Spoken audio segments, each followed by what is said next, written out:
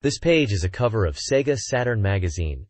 It's a special issue focused on Panzer Dragoon and Daytona, USA. The headline screams, "We'll show you everything" about Daytona, USA, and promises full course reports and in-depth coverage of the game. Virtua Fighter 3 is also hyped with, "This is what it will be?" There's a spotlight on Gokuju Parodius, too, and you can see mentions for other games including Romance of the Three Kingdoms, IV, Emit, Rayforce, Daedalus, Blue Seed, Virtual Hydlide, Time Detective DD, Pretty Fighter X, Rampo and Shanghai, Great Wall. This issue also comes with a double-sided poster featuring Daytona, USA artwork from AM2 and course maps. There's a section highlighting Mega Drive Super 32X Hot Collection with popular titles for the system. Plus, they are showcasing new software for both Super 32X and Mega Drive, including Tempo, Fatal Fury Special, and Light Crusader. This magazine is from April 1995. This page is a full-page advertisement for the highly anticipated Panzer Dragoon. The headline proclaims that your room will be transformed into an endless horizon, which really sets the stage for the immersive experience they're promising. There's a cool in-game screenshot showing off the 3D polygon graphics they boast about in the text, highlighting the dragon riding and intense action. They're really pushing the fantasy shooting genre, calling it a next-dimensional fantastic STG. The ad copy talks about soaring through beautiful and vast fantasy worlds on your dragon, battling giant creatures and imperial flying soldiers, and becoming a sky knight. It emphasizes the realistic dragon movements, the endless horizons, the 360-degree attack system, and the exhilarating, immersive feeling. The release date is set for March 10th, priced at 6,800 yen. Interestingly, there's also a smaller section in the bottom right for Daytona, USA. It's advertising a Time Battle Grand Prix event starting on March 25th, inviting players to participate at stores with banners. They're really hammering home the arcade excitement and realistic stock car racing, just like the arcade game. Daytona, USA is also priced at 6,800 yen, but is slated for release a bit later on April 1st. Both games are clearly major releases for SEGA. The next page showcases a selection of upcoming SEGA Saturn games. It highlights 4 titles in particular with screenshots and descriptions. First up is Magic Knight Ray-Earth, based on the popular anime TV series. It's described as a brand new story action RPG set to arrive in the spring, with the price yet to be determined. Next we have Blue Seed, an RPG based on the popular manga by Yuzo Takada, promising a mysterious world. This one is priced at 7,800 yen and scheduled for release on March 31st. Then there's Aster, Crystal Legend, introducing a new hero in a thrilling action fantasy adventure, costing 5,800 yen estimated, and planned for an April 28th release. Lastly, Daidaros is presented as a sci-fi 3D shooting game set in a giant space fortress, boasting impressive graphics, priced at 6,800 yen with a March 24th release date. Besides the game previews, the page also promotes the SEGA Saturn console itself in the bottom right corner. It declares, "Great software is from SEGA Saturn," and shows the console and controller, advertising it for 44,800 yen, noting it's currently on sale and receiving good reviews. The overall page design is quite dynamic, with game screenshots layered over a brown background, along with a large stylized Volume 5 Saturn News logo, hinting at this being a regular feature. This page showcases the Super 32X title, Tempo. It's being touted as a hot new musical action game and a real masterpiece. Scheduled for release on March 24th for 7,800 yen, Tempo stars the character of the same name from the music world, who is described as a cheerful, dance-loving guy. When the dance music starts, Tempo really gets into the rhythm and takes on enemies by dancing and using musical notes as attacks, along with kicks and throws. You'll team up with your partner Katie to clear 5 music stages and aim to become the grand champion of the Great Music Festival. The page features screenshots of the gameplay and the cute, yellow, insect-like character Tempo himself. Of course, you see the SEGA logo and Sonic 2 at the bottom. It's definitely a SEGA-published title. Welcome to the Next Level is also written at the top, suggesting this might be a regular feature in the magazine highlighting exciting new games. This page highlights 2 upcoming Mega Drive titles and some hardware. First up is Mickey Mania, The Timeless Adventures of Mickey Mouse. It's described as an action game based on 6 classic Mickey Mouse animated shorts. boasting beautiful graphics and cutting-edge technology to recreate the Disney World. It's slated for release on March 31st at a price of 7,800 yen. Below that, we have Surging Aura, a fantasy RPG touted as a confident work by Fantasy Rose. It's emphasized as a grand romantic adventure unfolding in a different world, with strategic real-time battles and captivating visuals. The character design is by the popular illustrator Mutsumi Inomata. The main character, Muchu, is on a journey to a different land seeking a sacred book. Surging Aura is coming out on March 17th, priced at 8,800 yen, and it will also include a premium badge. Finally, on the right-hand side, there's a mention of the Mega Drive 2 as a high-performance 16-bit machine, alongside the Mega Drive upgrade, the Super 32X booster, which is currently available and costs 16,800 yen.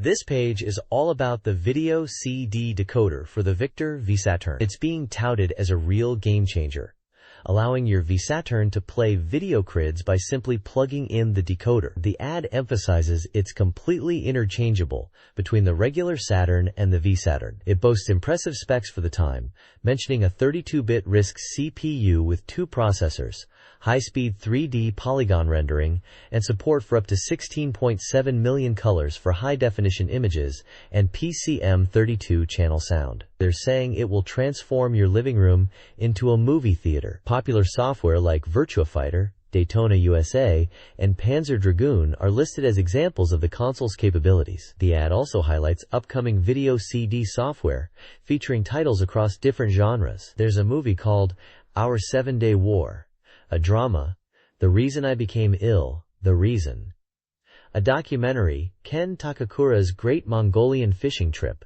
and a sports animation title, The Diving in Okinawa Part 2. It's clear they are pushing video crids as the next big thing for the Saturn. This page is a vibrant advertisement for the Victor V Saturn Video CD Decoder. It's pitching the device as a way to enjoy video CDs with a fun, game-like feel right on your Saturn. The ad emphasizes how feature-packed and playful it is, turning your console into a multimedia entertainment hub. It highlights that you can easily play video crids, just like games, using your regular TV and Saturn controller. It talks about the great quality from 12cm discs, crisp digital sound, and fast loading times. They're really pushing the user-friendly playback controls, allowing you to quickly jump to scenes, pause with high-resolution still images, and navigate menus easily. The ad then details the new video CD decoder RGVC1, specifically for the V Saturn and regular Saturn, priced at 19,800 yen. It lists a bunch of handy playback features like speed searching, skipping, slow motion, strobe effects, zoom and scroll, flash playback, intro scan, and scene searching, all controlled simply through the TV screen and Saturn pad. It also mentions it supports Video CD Ver 2.0. Down at the bottom, there are examples of video CD software to enjoy. They're showing titles like Record of Lodos War, Phoenix, and Masukishin Luna Varga for animation fans, a Yumiko Takahashi music video disc, a Ya and Ya video comic, and a karaoke collection. The ad really wants to show you the Saturn is not just for games anymore, but a complete entertainment machine with the video CD decoder. This page is a vibrant advert showcasing a game called Dai Haoshin Den, which translates to something like Great Haoshin Legend. Possibly based on the Haoshin Enji story, it might be known internationally as Soul Hunter. The page is really eye-catching, with a massive illustration of characters that look like they've stepped straight out of a fighting game roster, all crammed together in a dynamic pose. Dominating the top right in bold red letters is the word fighting, and just below that, in a burst of yellow, you can see the planned release date of March 31st, priced at 6,800 yen before tax. Below the character art, in strong black text, there's a tagline that reads, "Correcting evil, sealing as a god," hinting at the game's storyline. At the bottom, beneath the game title, are a few small screenshots which look like they are from an RPG, showing map screens and character portraits with stats, not what you might expect from the characters in the main artwork. It's a bit of a mix. It seems to be promoting a game with fighting game-style characters, but might actually be a strategy RPG. There's also a small note at the bottom, mentioning that the release of Samurai Spirits, likely Samurai Showdown, is being delayed for unforeseen reasons. Soul Hunter Legend Special, Dai Haoshin Den Special. promises grand battles across 3 worlds. This fighting game allows players to choose from 15 characters and strive to become the top martial artist. A key selling point is the inclusion of Geese Howard and Wolfgang Krauser as playable characters. The game features adjustable difficulty across 6 stages. Screenshots confirm its fighting game nature, with 2D battles. Described as an SF spectacle RPG, it blends fighting elements with an SF adventure story set in a 3,000-year-old Chinese historical context, based on Haoshin Enji.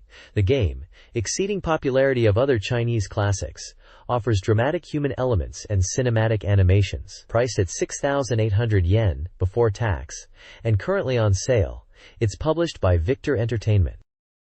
This page showcases Romance of the Three Kingdoms IV for the Sega Saturn, billing it as a truly grand-scale historical simulation. The ad emphasizes that this game is about brains over brawn, inviting players to become rulers of a vast land. It boasts CD-ROM quality visuals, with real images and sounds, to create an immersive human drama. The screenshot gives us a peek at the game interface with character stats like leadership, politics, and charm, along with various command options. Mark your calendars as it's launching on April 28th for 14,800 yen. Right at the bottom, there's a small recruitment ad for CG designers and video production folks, hinting at the team behind games like this.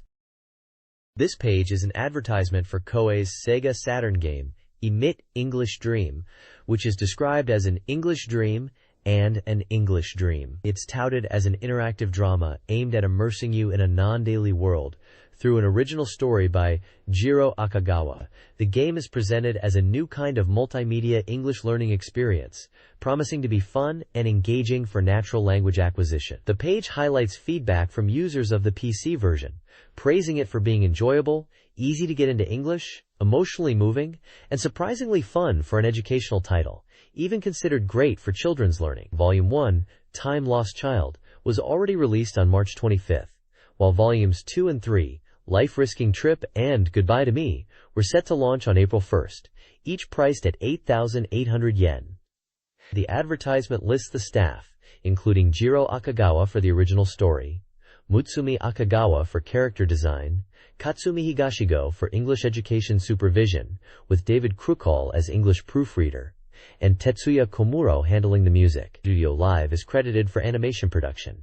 The cast features voice actors like Megumi Hayashibara and Sho Hayami, among others. It encourages readers to request a detailed pamphlet by sending a postcard to the provided address.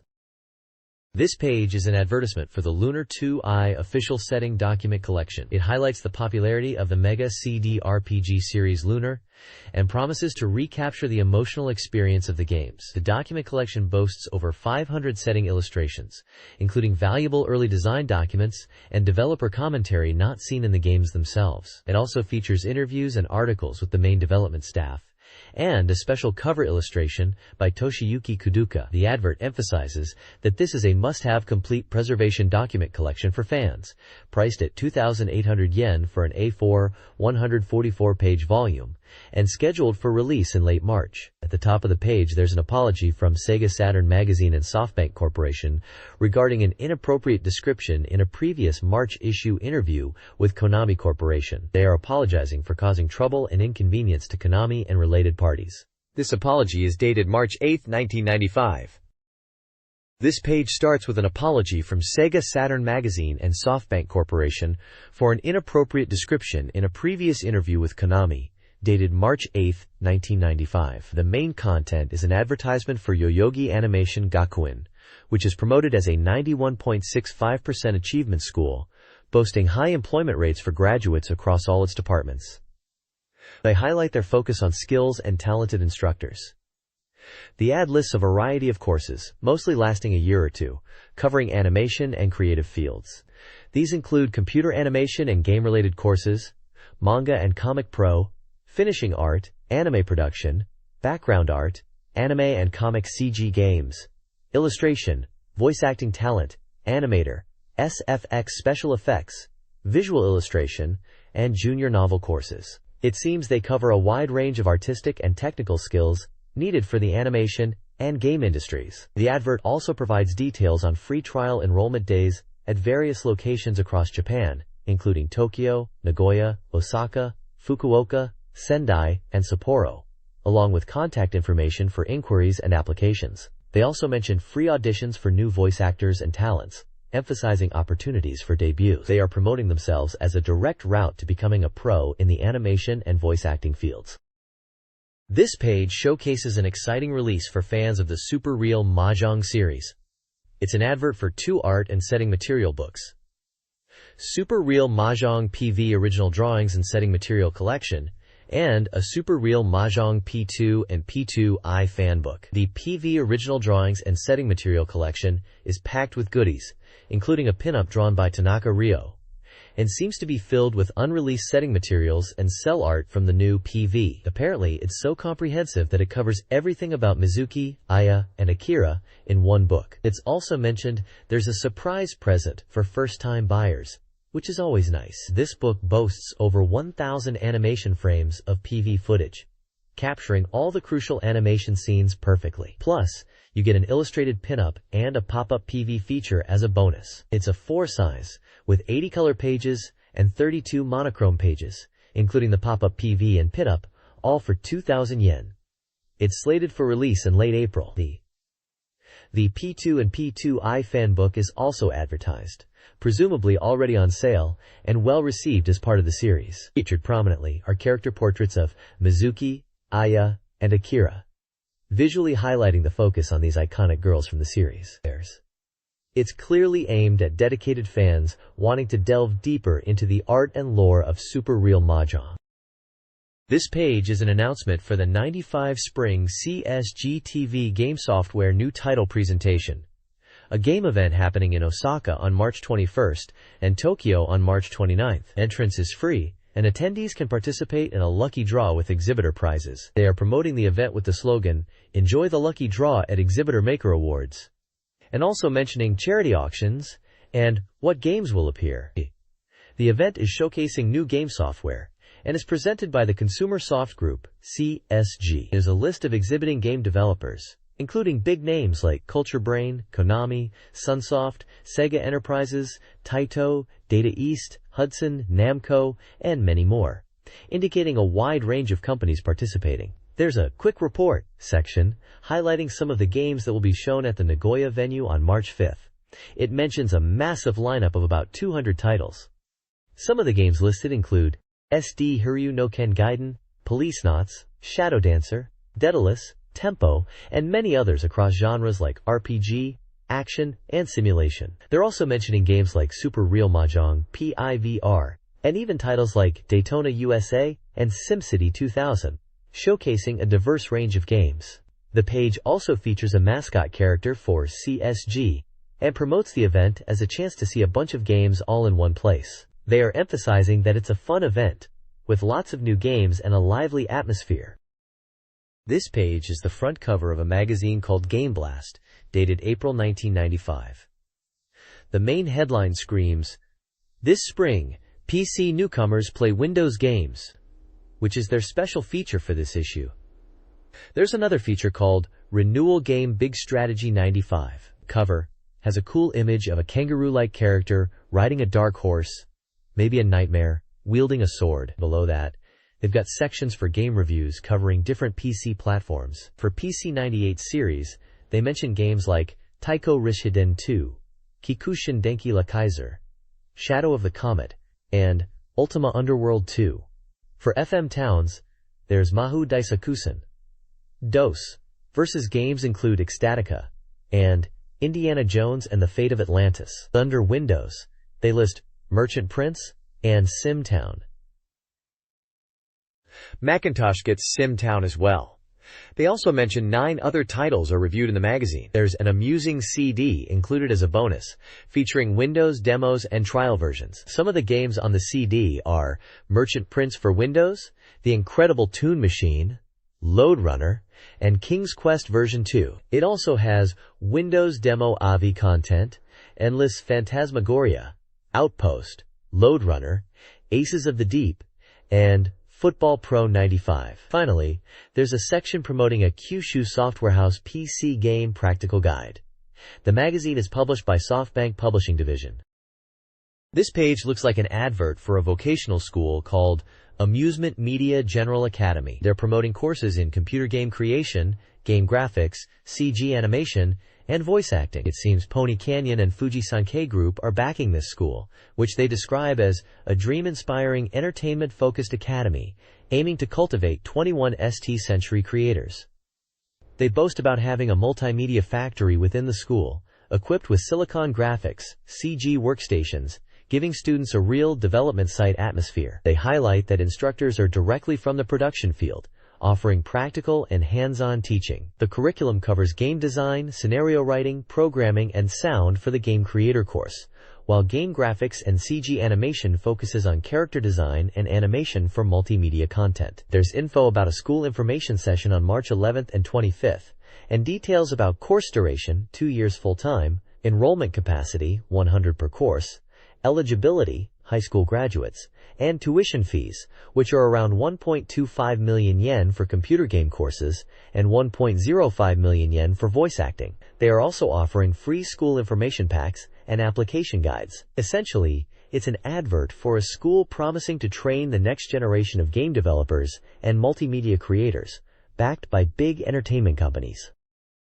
This page is an advert for the SEGA Saturn game, Shanghai, The Great Wall. The page shouts that Shanghai has dramatically changed and features a large, impressive dragon coiled around a stack of mahjong tiles. It looks like they're highlighting the classic puzzle game Shanghai, but with a new dramatic twist.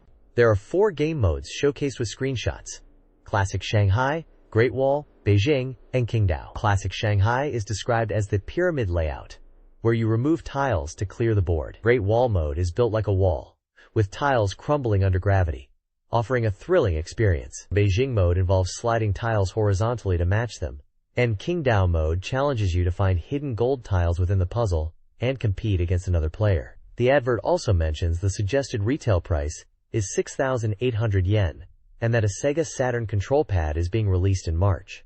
It's published by Sunsoft and developed by Activision, emphasizing Shanghai the Great Wall as their trademark. Overall, it's selling this version of Shanghai as a grand, revamped experience for the SEGA Saturn. This magazine's contents page unveils exciting features for the SEGA Saturn. It begins with a special report on video creds. The SEGA Saturn Press highlights new releases, including Golden Axe, The Duel, Virtua Cop, and SEGA Rally Championship. Coming Soon Software previews upcoming titles like Panzer Dragoon and Gokuju Parodius, while Part 2 teases Mahjong Ganryujima. The SEGA Saturn Software Complete Guide features Rampo and Shanghai, The Great Wall. A major feature focuses on the imminent release of Daytona USA M2. Research Express Neo anticipates Virtua Fighter 3, and an emergency feature covers hidden game announcements. Finally, Hyper Mega Express showcases Tempo, MD Geist Special, and Light Crusader, plus the Slam Dunk Anime, a double poster supplement featuring Daytona USA, and a Mega Drive/Super 32X collection is also included. SEGA Saturn Magazine reports on the 1995 AOU show, focusing on arcade game ports to home consoles. Sega and Namco showcased CG games like SEGA Rally Championship and Cybercycles. Capcom featured Vampire Hunter, Darkstalkers, with new features, and a video of Street Fighter Zero Alpha. SNK presented Fatal Fury 3. Game highlights include Vampire Hunter's new chain combos, Namco's Ridge Racer-like Cybercycles, Stonk's Fatal Fury 3, Konami's Twinbee Yahoo, and Taito's Dangerous Curve. Darius Gaiden. Sega announced a Sega Rally Championship Time Attack tournament with prizes. A new Sega amusement park, Yokkaichi Galbo, opens March 18th. Information promotes the Polygon Junkie 2 event featuring free play of Sega Rally and Virtua Fighter 2, and the Sega Saturn release of Rampo International version. The Polygon Junkie 2 event is set for March 30th. This page announces the Hitachi HI Saturn, a new console compatible with Sega Saturn games that will be released on April 1st for 64,800 yen. It's described as a multimedia player with video CD and photo CD playback capabilities. While it has the same basic specs as the regular Sega Saturn, it boasts a stylish black design and improved audio output. The article mentions a 20-inch wide stereo TV from Hitachi, sold separately for 90,000 yen, which is designed to work seamlessly with the SEGA Saturn. The console itself comes with a controller, AV cable, and power cable. There's also a small section advertising the reopening of the digital media character goods shop Game Soul in Tokyo on March 10th, featuring items from Sonic, Virtua Fighter, Vampire Savior, Darkstalkers, and Splatterhouse Wanpaku Graffiti. Finally, the page promotes several music crids. There is Kansha by SMAP, Forgotten Time to Remember the Time You Were in Love by Yui Nishiwaki, Best of the Best by Mari Ijima, and the original soundtrack for the game Lunar, Eternal Blue.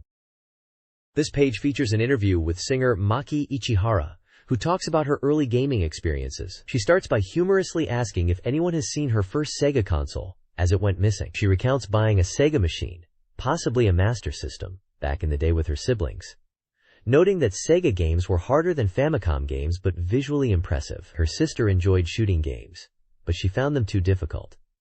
Eventually, her brother's friends and their love for the Famicom led to her Sega console disappearing. Namiki expresses her dislike for complicated game controls, especially those requiring button combinations, which she finds confusing and gives her headaches. She prefers simple, one-button games. Interestingly, she mentions that Sega Saturn screenshots and magazines look like movie stills, and she appreciates realistic graphics over childish art styles in games, feeling that games with childish art patronize the player. The page also includes a promotional image of Maki Ichihara's CD single, Effort no Kusuri, and a brief bio mentioning her background in musical work, including her song being used as an ending theme for a TV show and a forthcoming album. This page is a data station update focusing on Sega Saturn software sales and arcade game popularity. It presents a top 10 chart for best-selling Sega Saturn software. Victory Goal, a soccer game released in January 1995, tops the chart with over 3,400 points. Virtua Fighter 2 is in second place, followed by Gotha, another new software title described as an immersive simulation game. Clockwork Knight, an action game, is fourth. Other games in the top 10 include True Dream Hall, Daytona USA, Myst, Wanchai Connection, Mahjong Goku Tenjiku, and Tama, a board game. The article comments on Daytona USA possibly being challenged by a new Daytona release in April. Below the software chart is a top 5 arcade video games section that highlights the popularity of Sega's new arcade games showcased at the AOU show. Specifically mentioned are Sega AM3 Research's Sega Rally Championship and Sega AM2 Research's new, yet unnamed, fighting game. The article suggests Sega Rally Championship is very interesting and speculates about Virtua Fighter 3 appearing in the autumn. The table lists the top 5 arcade games. Virtua Fighter 2 is number 1, followed by Ace Driver, Ridge Racer, Sega Rally Championship, and X-Men, developed by Capcom. The manufacturers are listed alongside each game. This update focuses on the Sega Saturn, highlighting user desires and anticipated software. A top 20 chart reveals games fans want ported, with Ridge Racer, Sonic, Street Fighter II, and Final Fantasy leading. Another chart, Top 15 Hopeful New Software, showcases highly anticipated titles. Virtua Fighter 2 tops the list, followed by Daytona USA and Panzer Dragoon, with detailed descriptions and screenshots for the top 3. The update also features Sega Rally Championship, celebrating its supposed completion. Furthermore, it encourages players to explore popular Saturn software, including X-Men, Super Real Mahjong PV, and Tokimeki Memorial. Finally, Virtua Racing Saturn is briefly mentioned, emphasizing its 9-car selection. This page showcases 2 distinct top 10 rankings. The first one is the Game Software Sales Top 10, and topping the chart at number 1 and 2 is Puyo Puyo Tsu 2, amassing a massive 1235 and 952 points respectively. Clearly a hugely popular puzzle game. Following in third place is Madu Monogatari 2-1. Kyukyoku Ju-sama with 756 points, suggesting the series' continued popularity.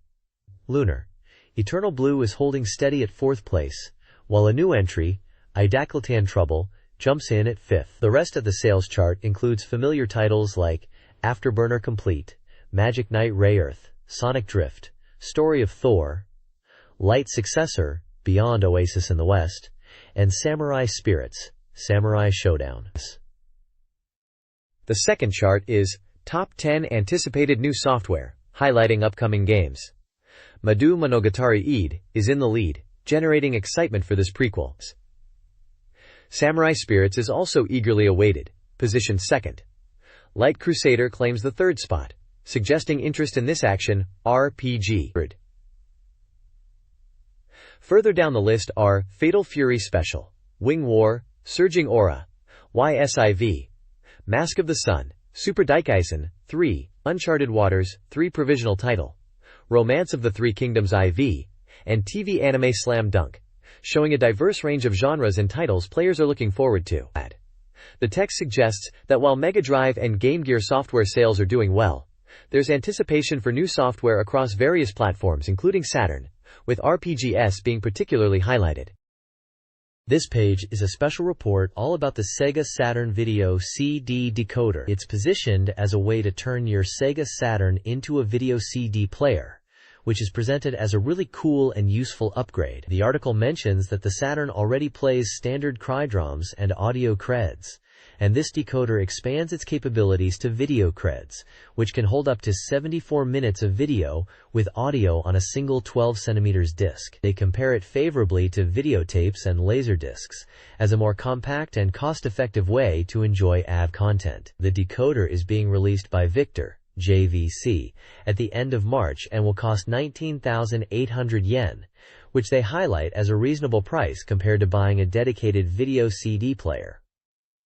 SEGA is also expected to release a similar product in June. The article emphasizes the ease of installation. Just plug it into the expansion slot on the back of the Saturn, no need for extra power. It also mentions technical details, like the video CD format using 704 by 480 resolution, and that this decoder supports version 2.0 standards, while also being compatible with older version 1.0/1.1 software. There's a section explaining how video crids work in terms of sectors and frames for those technically inclined, but it's essentially about fitting video data onto a cridrom. Overall, the tone is very enthusiastic, promoting the video CD decoder as a must-have add-on for Saturn owners to enhance their console into a multimedia player. The SEGA Saturn Video CD decoder transforms the console into a video CD player, leveraging its fast CD-ROM drive. Key features include zoom and scroll for close-up viewing, even on still images, although image quality may be affected. Slow play and strobe play offer various slow-motion speeds and still image capture. Flash playback provides a 9-screen display of still frames, while the intro function previews video tracks in a grid, useful for browsing karaoke or track selections. Scene No Search and Display allows direct scene access using an on-screen keypad. The video CD format utilizes MPEG-1, compressing video at roughly 352 by 240 resolution, using the CDI Greenbook, standard and interframe prediction for efficient storage. The article explores the emerging role of video CD, VCD, in SEGA Saturn software development. Mr. Okita of Victor Audio expresses optimism about the growing VCD market, initially for karaoke, but expanding to movies and interactive applications. The potential for using MPEG-1 compressed video on Saturn games, such as textures and game-making videos, is highlighted. Screenshots showcase VCD menus with Japanese idols, hinting at visual novels and adventure game possibilities. Technically, the article discusses MPEG-1 compression and features of Video CD version 2.0, including digital still images and interactive menus. While designed for dedicated players, VCDs can also be played on PCs and Saturns with CD-ROM drives, utilizing either CPU/DSP processing or specialized decoder chips. The piece emphasizes the potential of VCD as a next-generation video media format and its exciting possibilities for gaming experiences. This page showcases a varied lineup of video CD software for the SEGA Saturn, highlighting the diverse content available beyond just games. You've got classic movies like The Third Man, Forbidden Games, and Bicycle Thieves, offering film noir and drama experiences right on your Saturn. There are also Japanese films such as That Guy, a psychic youth story, and Bakumatsu Junjoden, a historical romance. Anime fans are catered to, with titles like Prince of Space, Phoenix, Yamato Arc, Record of Lodoss War, and even Xanadu, The Legend of Dragonslayer. Or something lighter, there's Cheerful Barney, a kids anime. Moving beyond fiction, there are music video collections from PSYS and Yumiko Takahashi, plus digital art from Rie Sato in Secret Retina. Idol fans aren't left out, with photo collections featuring popular figures like Mai Hosho and Minayo Watanabe, and a somewhat suggestive title, My Door Push/Push. Sports enthusiasts have options too, with car racing and Sports Car Club of Japan, diving in Okinawa, and golf lessons from Rao Hayashida.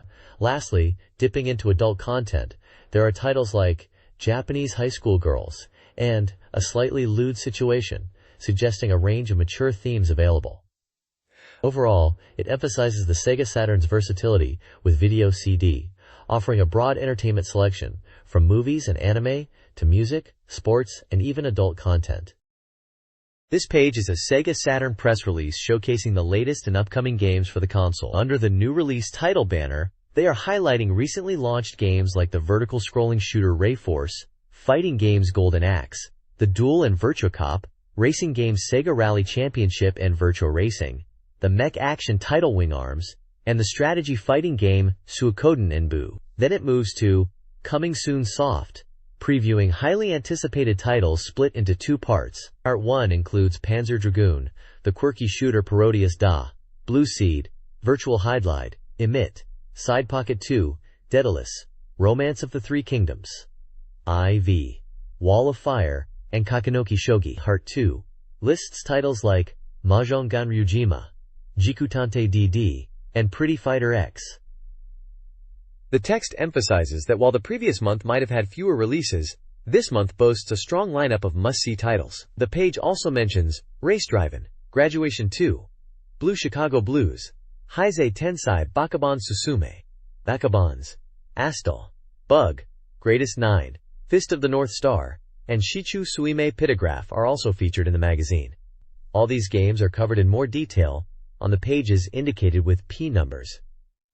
The polygonal character featured on the page looks like a generic fighting game character and might be representative of the fighting games being promoted.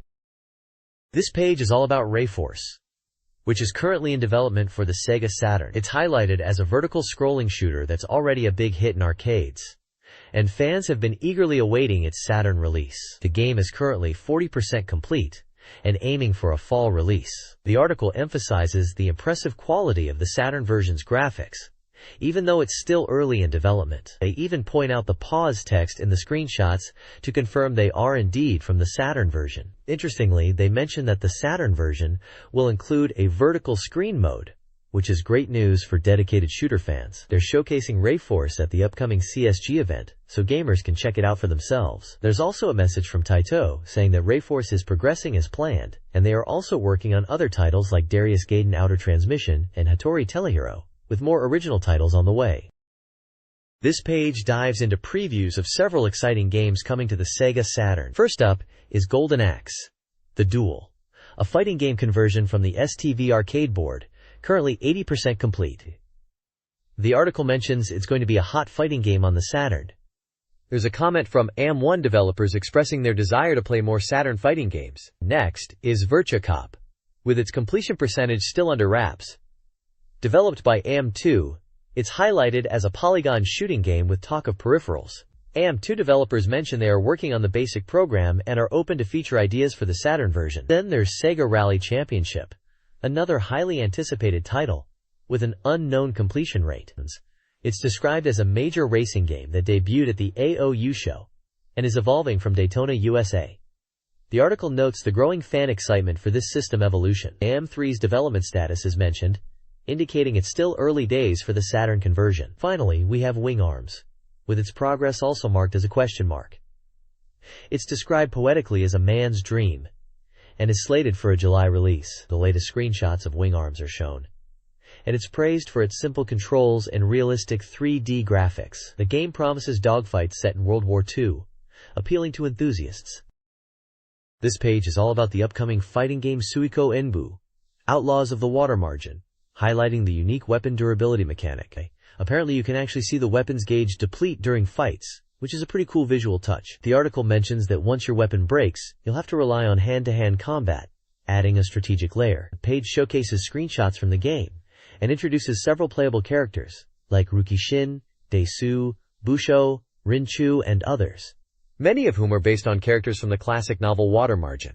Each character section details their special moves, giving commands and descriptions for attacks like Dragon Roar Cannon, Flying Swallow Wave, and more. There's a section dedicated to explaining these special move commands in detail. Finally, a comment from the developers emphasizes that the game's core appeal lies in mastering not just the characters, but also the follow-up attack system and the strategic element of weapon degradation, leading to intense close-quarters combat. They really seem to be aiming for authentic martial arts action in Suiko Enbu. This page is focused on Virtua Racing Saturn and Race Driving. Virtua Racing Saturn is boasting 30% completion and highlighting that the Saturn version includes new courses in addition to the arcade tracks, and you can choose from 5 car types. They showcase 4 different viewpoints, emphasizing that these are arcade perfect. Viewpoint 1 is described as the standard. Viewpoint 2 is more realistic and drives as you see it. Viewpoint 3 gives a sense of speed, and Viewpoint 4 is a bird's eye view like a radio control car. The 5 car types available in the Saturn version are shown as F1, F160, Go-Kart, Coupe, and GTP. Each car type has a small description. The FIF one is the same as the arcade version with balanced performance. The F160 is described as old carrot-type formula car for retro enthusiasts. The Go-Kart is for beginners and entry-level players, but surprisingly fast. The Coupe is described as a normal car, not very fast but easy to handle. The GTP is the fastest of the 5, a tuned car, but takes time to accelerate. Moving on to Race Driving, it's at 68% completion. They apologize for not having accident replay screenshots, but promise to show the latest improved visuals. The article mentions the textures are now more detailed, increasing the sense of realism and making it feel more like a drive simulator rather than just a race game. They point out that this game supports racing controllers, emphasizing the simulator aspect and detailed controls. The next page showcases 4 upcoming titles. First up is Graduation 2, a simulation game from Riverhill Soft, the latest in the Graduation series. It's mentioned as a character development style simulation game, where you play as a teacher guiding 5 female students towards graduation, further education, or employment. This version is based on the PCFX edition. Next is Blue Chicago Blues, also from Riverhill Soft, described as a new adventure game and part of the JB Herald series. It's a laser-active port, emphasizing a mature and realistic tone. The story revolves around a high school girl named Angie and a complex murder case involving JB Herald's lover, Catherine. Then there's Heisei Tensai Bakaban, Sugoroku Bakabans, a puzzle game at 20% completion from General Entertainment. This is described as a falling object puzzle game, featuring the genius Bakaban characters. It aims to offer surreal humor and a dark worldview, promising a fresh and satisfying puzzle experience for Saturn users. Lastly, we have Kasui Meikyu Densetsu Astal, an action game at 60% completion from Sega. This one features original characters and beautiful graphics, reminiscent of Sega's Mickey series. The main character, Astal, is shown in screenshots performing actions like throwing large rocks and using wind gusts. There's also mention of a rival character who appears in the game and challenges Axtal. This page highlights 4 games currently in development for the Sega Saturn. First, there's Bug, an action game where you control a bug on Bug Island. It's still early in development with an unknown completion percentage, but it boasts unique gameplay and 3D visuals, and control using depth movements. Next up is Complete Live Pro Baseball Greatest 9, a baseball game slated for release in May. This game focuses on realism with live commentary, even featuring regional dialects like Kansai and Nagoya, for a more immersive experience. Moving on, we have Fist of the North Star, a fighting game based on the popular anime, currently 65% complete and expected in the summer. Developed by Banpresto, it promises high-quality animation using Toei Animation's Kata system, featuring over 7,000 hand-drawn frames. Gameplay-wise, it's inspired by PCFX's Battle Heat, but adds depth with command inputs and point-based mechanics.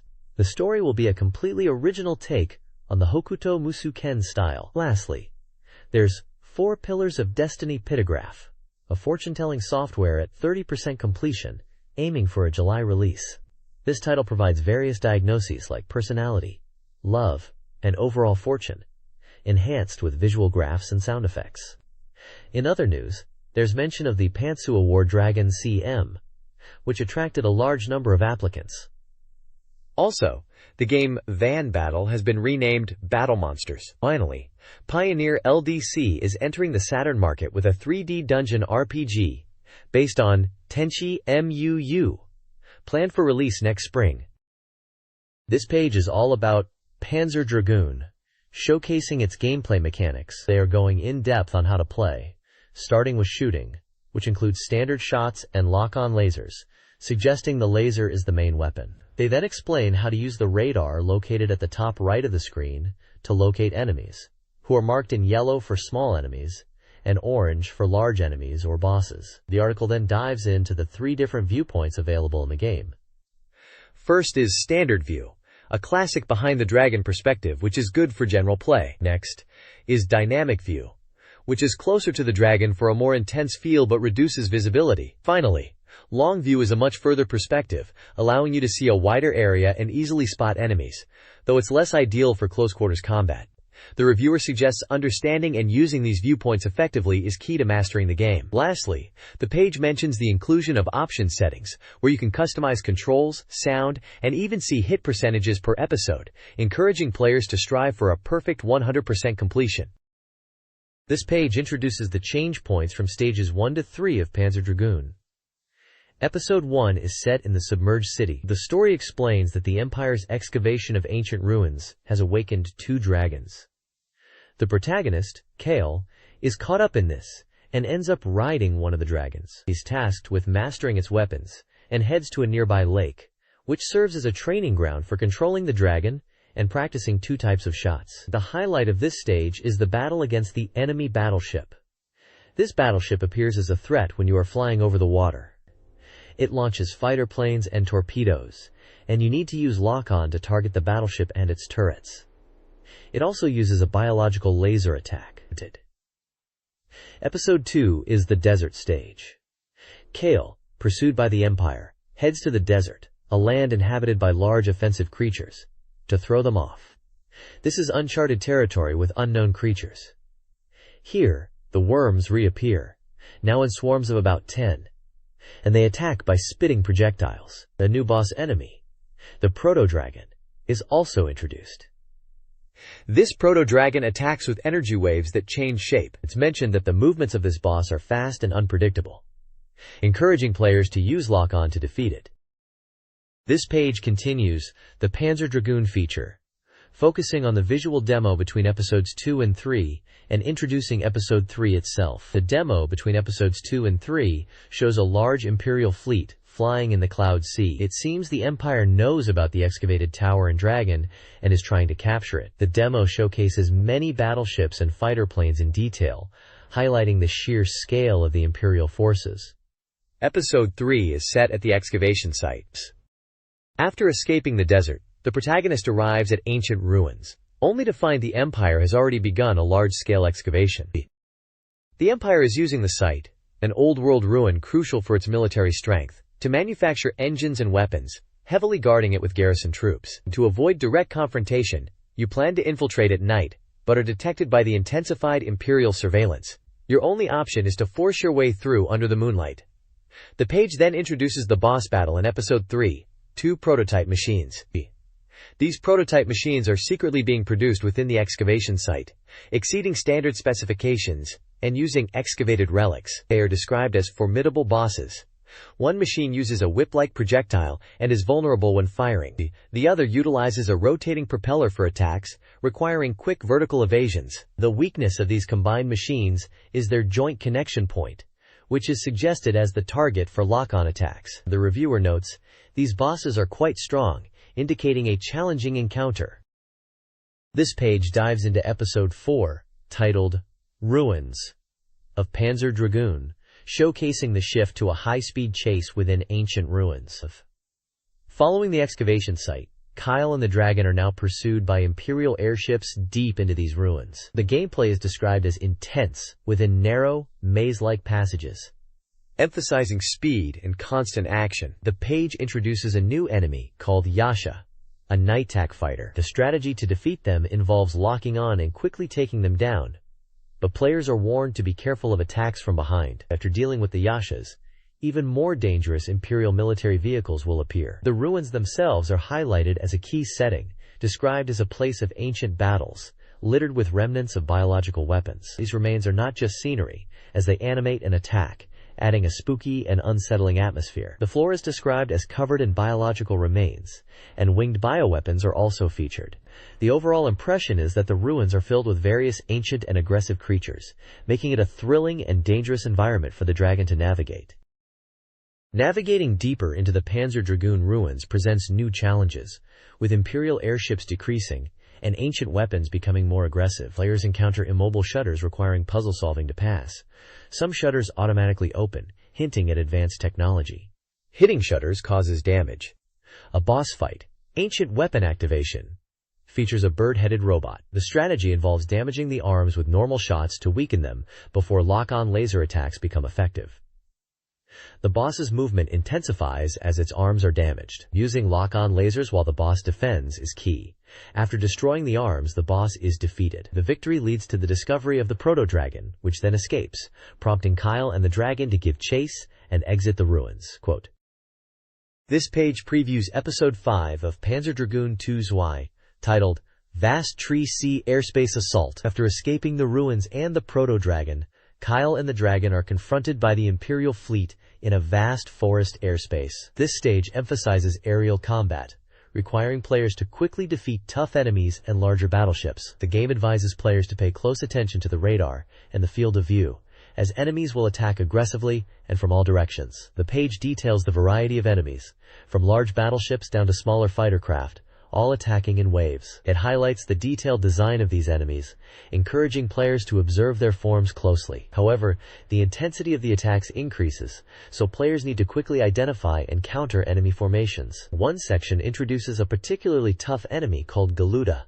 a new type of Imperial fighter. The Galuda is described as fast and hard to target, approaching from below the dragon and attacking while ascending in front. The page notes its asymmetrical design is cool and emphasizes that its movements and attacks are very fast, recommending players to be cautious and aim carefully. The page also gives hints on combat tactics, such as targeting engine parts for balance and arms to disable attacks.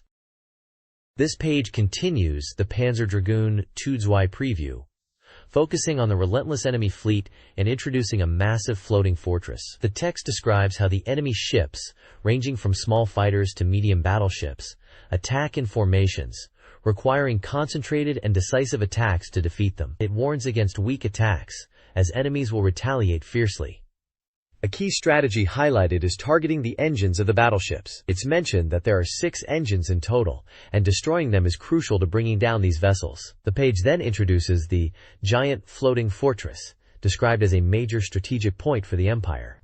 This colossal structure relies on large engines to stay airborne, hinting that these engines might be a weak spot. It also mentions that the fortress is equipped with missiles and ground-based attack capabilities. Accompanying the fortress are 2 Guardian fighters, described as nimble and small. Finally, there's a mention of a unique enemy type called the Giant Rolling Stone, a massive, slowly rotating rock that poses a crushing threat. This page delves into the development secrets of Panzer Dragoon. It's an interview with key members of the development team, including producer Tomohiro Kondo, who previously worked on Shadow Dancer on the Mega Drive/Genesis, and programmer Hidetoshi Takeshita, who has a background in arcade game development and mentions Outrunners. The team, named Andromeda, talks about the game's origin and how it started as a Saturn project. Initially, they considered a driving game focusing on cars, but eventually, the idea shifted to dragons, which led to Panzer Dragoon. The page also visually breaks down the dragon creation process into 4 steps, starting with an illustration, then moving to a wireframe model, followed by texture application to the wireframe, and finally, the rendered polygon dragon.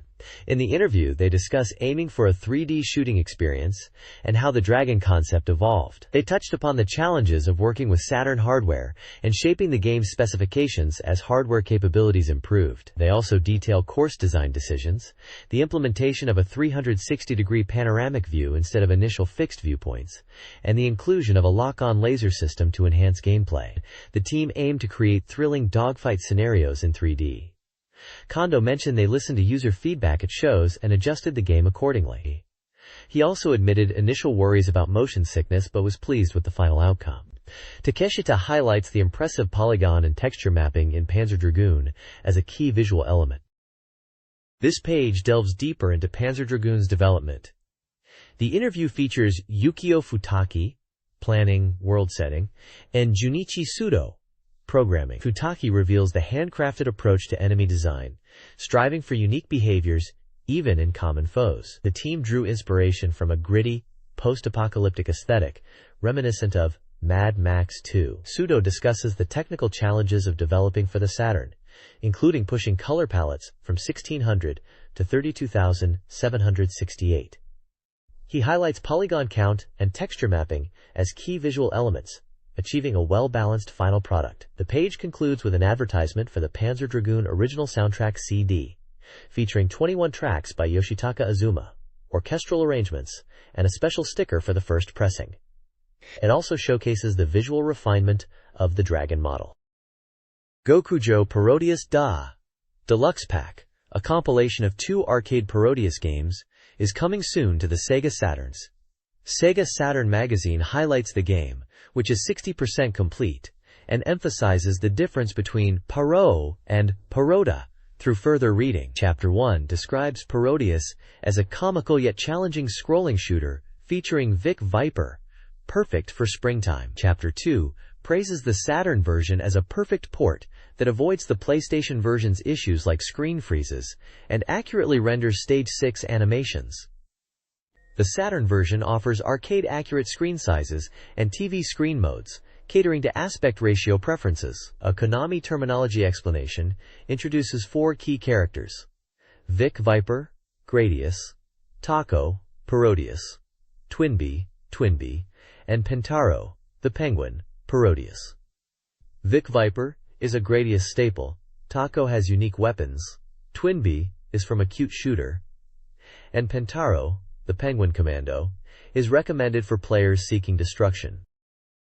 This page dives into the charm of the game Parodius, explaining that it's a comical take on scrolling shooter classics like Gradius. It emphasizes the game's humor and parody elements, describing it as taking the basic systems of these shooters and injecting them with silly and entertaining absurdity. The reviewer notes that Gokujo Parodius is unmatched in its character's kitschiness and funny gimmicks, yet it still manages to be a solid shooting game with sparkling essences throughout.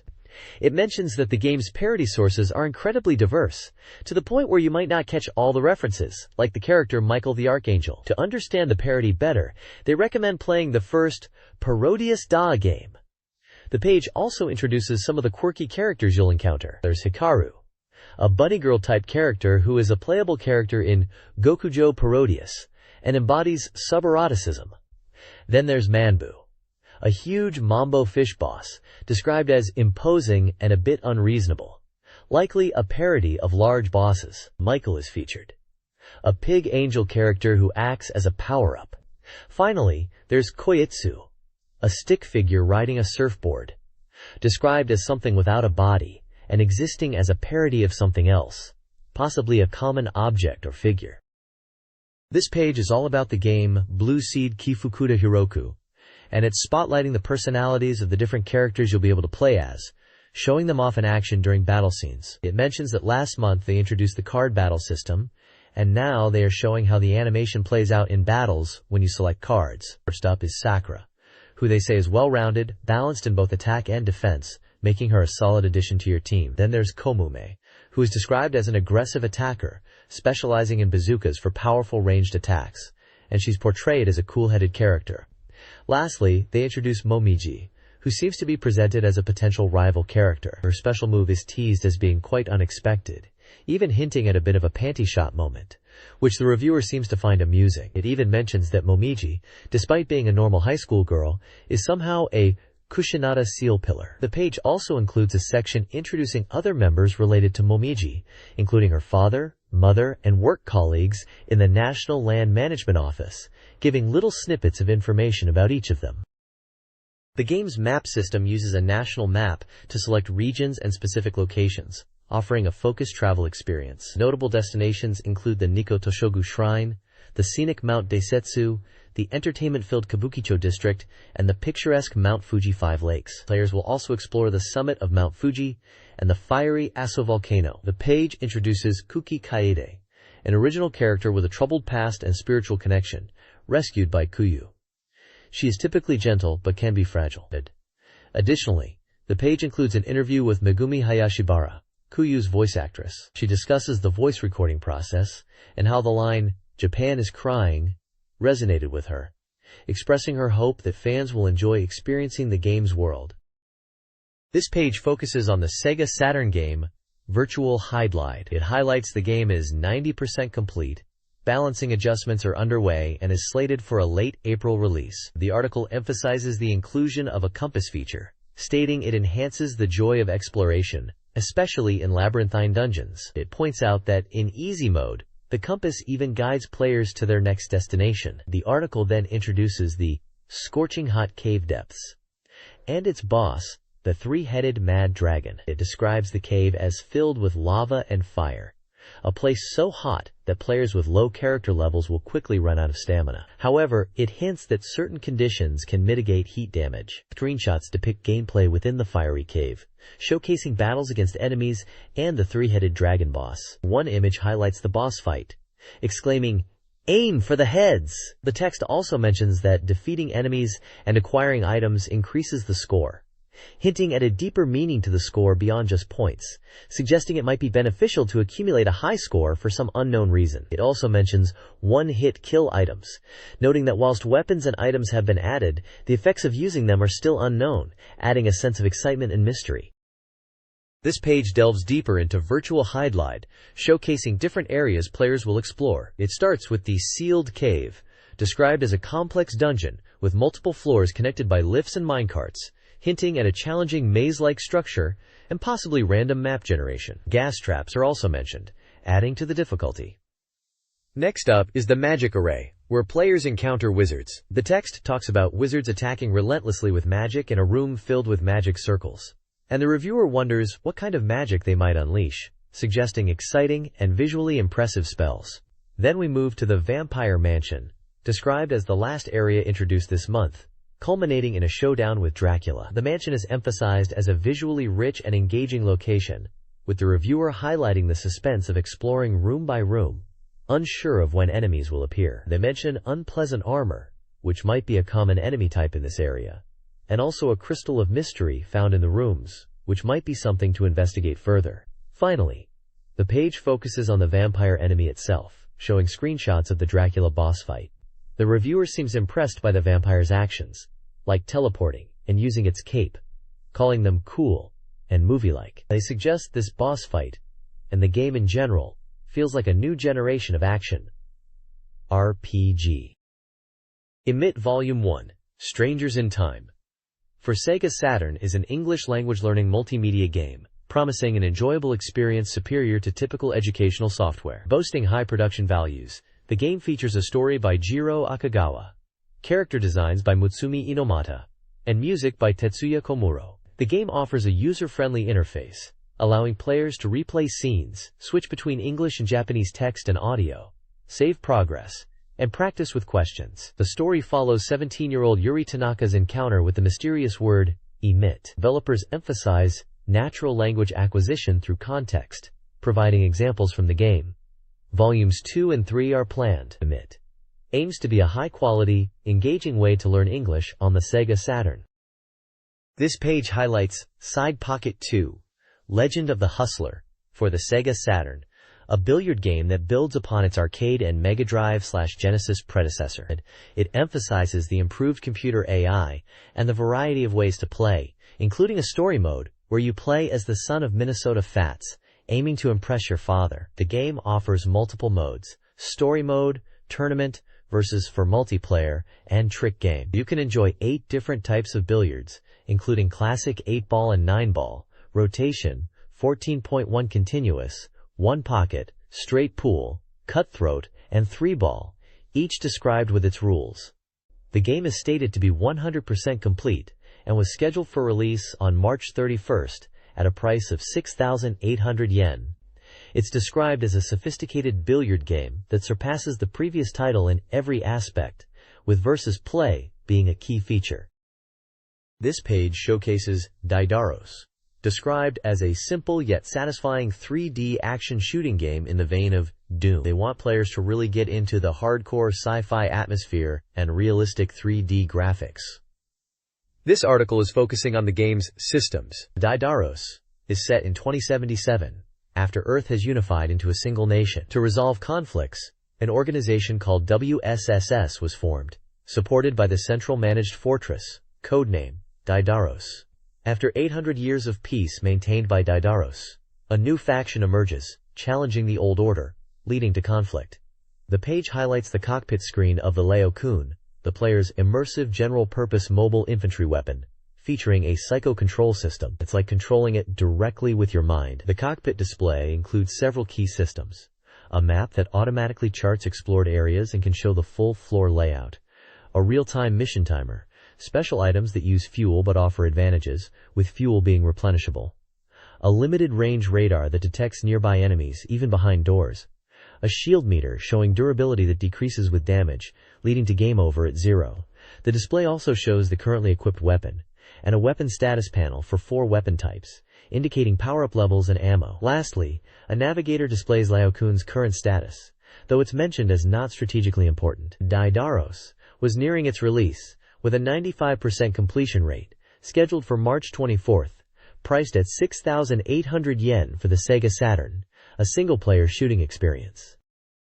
Daidaros offers strategic depth beyond typical Doom-style gameplay. Key strategies include adapting to dynamically changing maps, requiring use of a map computer for navigation, understanding enemy behavior, each with unique attack patterns, is crucial for survival. Players control the Leo-kun with 4 weapon types and must strategically switch between them based on enemy and situation. Item management is also vital, with special items consuming fuel. Weapon upgrades through the collection of booster items are another core element. The game features items like the hoverjet and plasma barrier, alongside pickups like Vulcan Court and gate keys. Enemy types like the Quattro, Volcano, and Griffiths demand specific combat approaches. Overall, the game emphasizes dynamic elements, strategic combat, and resource management for success. This page is all about Romance of the Three Kingdoms, IV, coming to the SEGA Saturn. It's highlighted as a major strategy hit and emphasizes the use of real photo images to bring the game to life, specifically mentioning real photos and CG for the opening sequences. They're boasting a 90% completion rate in development, and it sounds like they're really pushing for realism, even using satellite photography for the main map. The article mentions you can create your own characters and officers, just like in previous games, and importantly, you can now create female officers as well. There's a cool feature called Officer File that lets you quickly find and check officer stats using 6 search criteria. Soundware is standard, ensuring good audio. They even suggest getting a power memory to save your game due to the large amount of data. Interestingly, they announce a 32X version is also on the way, suggesting it will be closer to the PC original in terms of visuals and gameplay. It sounds like the Saturn version might be more streamlined for faster gameplay. The game is priced at 14,800 yen and slated for a May release. Screenshots show off the map, character details, and battle scenes, giving a good overview of what to expect. It seems like fans of the series will be happy with this Saturn release. Romance of the Three Kingdoms IV for SEGA Saturn emphasizes officer abilities over brute force. Success hinges on recruiting officers and leveraging their skills in internal affairs, diplomacy, and military power. Internal affairs requires recruiting officers for roles like agriculture and commerce, while diplomacy uses skilled diplomats for negotiations. Military power relies on officers with high command ability for leading troops, especially specialized units. Battles include field, siege, and skirmishes, with fire and archers being crucial. The game also features officers with weather manipulation skills. Strategic depth comes from the use of support units. The AI's intelligent decision-making is touted as a key feature to minimize waiting time and maximize engagement. This page showcases Kihaku Shogi for the Sega Saturn, emphasizing its design for enjoyable and comfortable play. It's presented as a thoughtful shogi experience, suitable for those who want to engage with the game in a relaxed manner. The game boasts a strong computer AI, reaching up to 5 Dan level difficulty, yet it's designed to be approachable, even for beginners. Key features highlighted include adjustable computer thinking time, hint displays, and various options to tailor the gameplay experience. The page points out that this shogi software is rich in options, allowing players to adjust settings like hint levels, thinking time, and even save game data. It suggests that players can enjoy matches against the computer, or deepen their connections by playing against human opponents. The developer's message stresses their focus on creating a game that's not just about speed and strength, but also about overall enjoyable gameplay, catering to a wide range of players from beginners to advanced users. This page features a couple of interesting reader contribution sections. The Circle of Saturn opens with Navigator Panna mentioning hay fever and looking forward to spring games. Reader submissions in this section include one person who was initially going to buy a Super Famicom, but ended up captivated by the SEGA Saturn magazine, and bought a Saturn controller after being impressed by the game mist, even considering Saturn a divine presence. Another reader from Nagano asks for game recommendations to impress a serious game lover, after a friend found their Saturn boring even after playing Clockwork Knight. The User's Voice Transport Voyager section seems to be themed around a space journey. One reader recounts a story of intending to buy a super vertical scroll shooter, but accidentally buying a bargain-priced Saturn on December 30th and complaining about Sega's service afterwards. Another reader from Tokyo visited a second-hand shop looking for the game Choaniki, but it was sold out. Then they spotted a Saturn controller inside a peculiar object, and humorously questions if it's actually a Saturn inside and how payment would work in that situation. Below these columns, there's a section for Rent a Hero, highlighting positive feedback and growing requests from all over the country for a port of the game, labeling it as a B-grade RPG. Lastly, Or No Saturn presents a reader's definition of SEGA Saturn as being specifically for playing Super Real Mahjong P7. The Circle of Saturn section features readers' desires for the console. One wants iconic, diverse characters, akin to those in popular CMS and Namco games. Another humorously reminisces about the Alien CM and memorable characters. Control improvements are a key ask, with players requesting virtuous stick-like controls and D-pad enhancements, particularly for games like Daytona USA. Some desire better graphic tools, and even free game creation software. One reader wants a classic 2D RPG with a large map and compelling story. The Unintentionally Sang a Song section features a humorous poem. Geo vs. Game of Voyager proposes improvements to soccer games, including player view cameras, stamina systems, editing functions, and updated player data. Finally, Discover Saturn features a humorous comparison of Sesame Street characters to aliens. This magazine page highlights user opinions and regular segments. A reader in I Want to Say Freely reminisces about a demo station for games and proposes game rentals like videotapes. Another, an early Super 32X adopter, questions its future. User's Voice Transport Voyager presents a cartoon strip about controller preferences, contrasting frustration with a control pad against enjoyment with a steering wheel. Monthly Scoop Corner solicits opinions on whether the Mega Drive or 32X should be prioritized in the Saturn era. Game Craftsman's Knowledge offers a Diffie guide for a joystick mount, with positive reader feedback. Finally, Feature Recommended Saturn Software focuses on Panzer Dragoon, emphasizing its smooth animation and offering a positive reader review of the flying experience.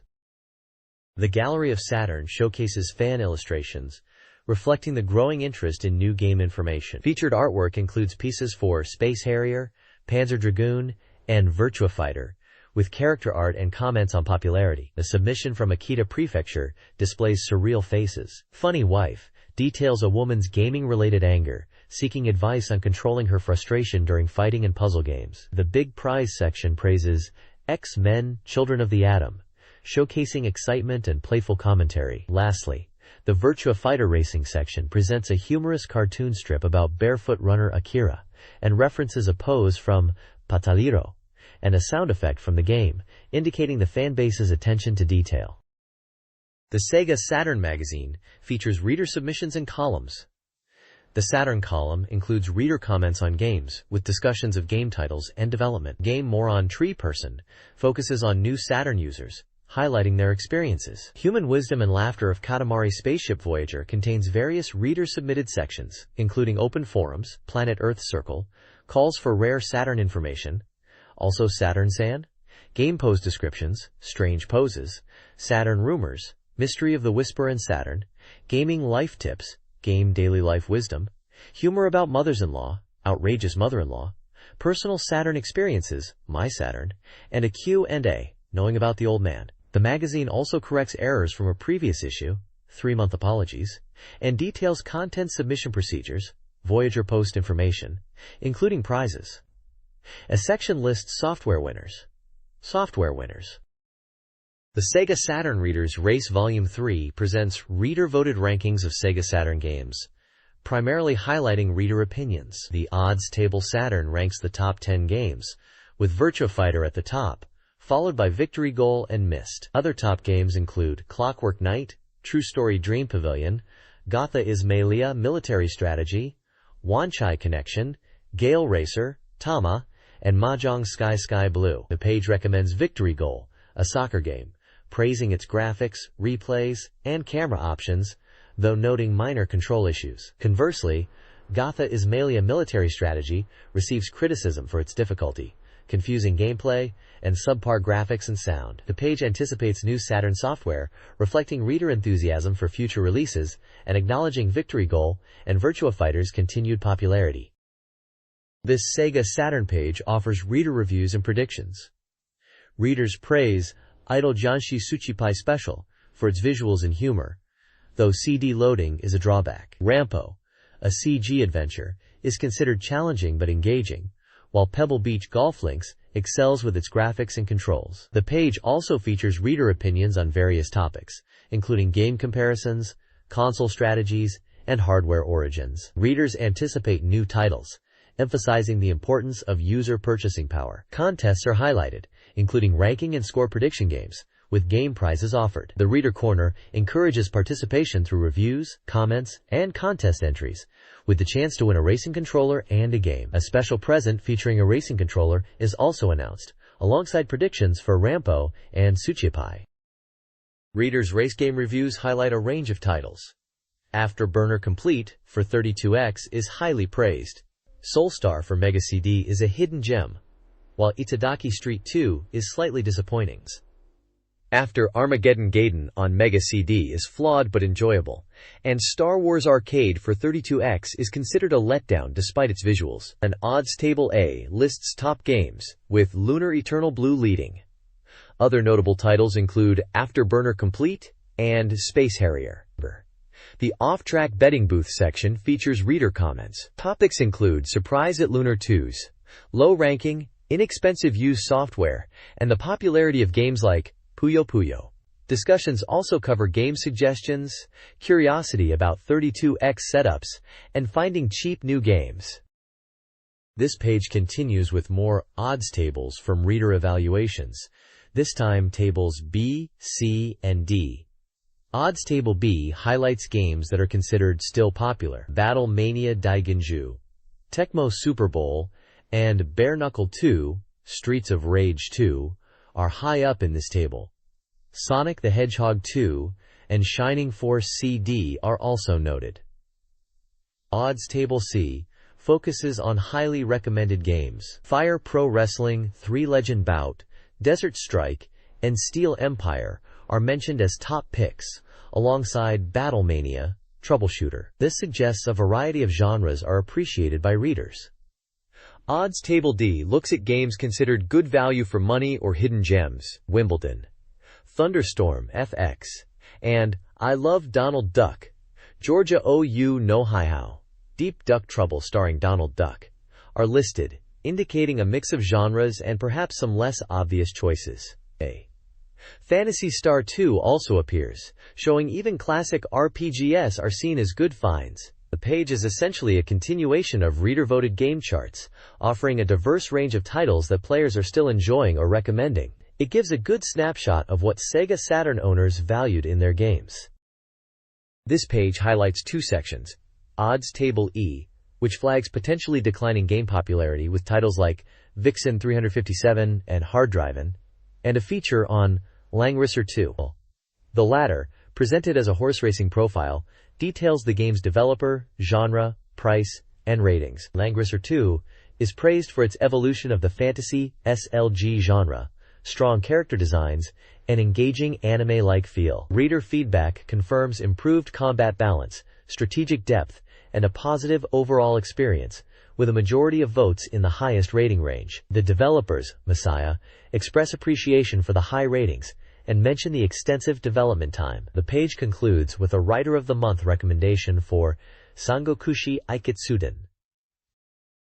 The Megadrive User's Reader Rating Corner is a reader-voted ranking of Megadrive games. The page features extensive tables showcasing game titles, genres, and average reader votes, spanning a wide variety of genres. The rankings provide a popularity contest based on reader feedback.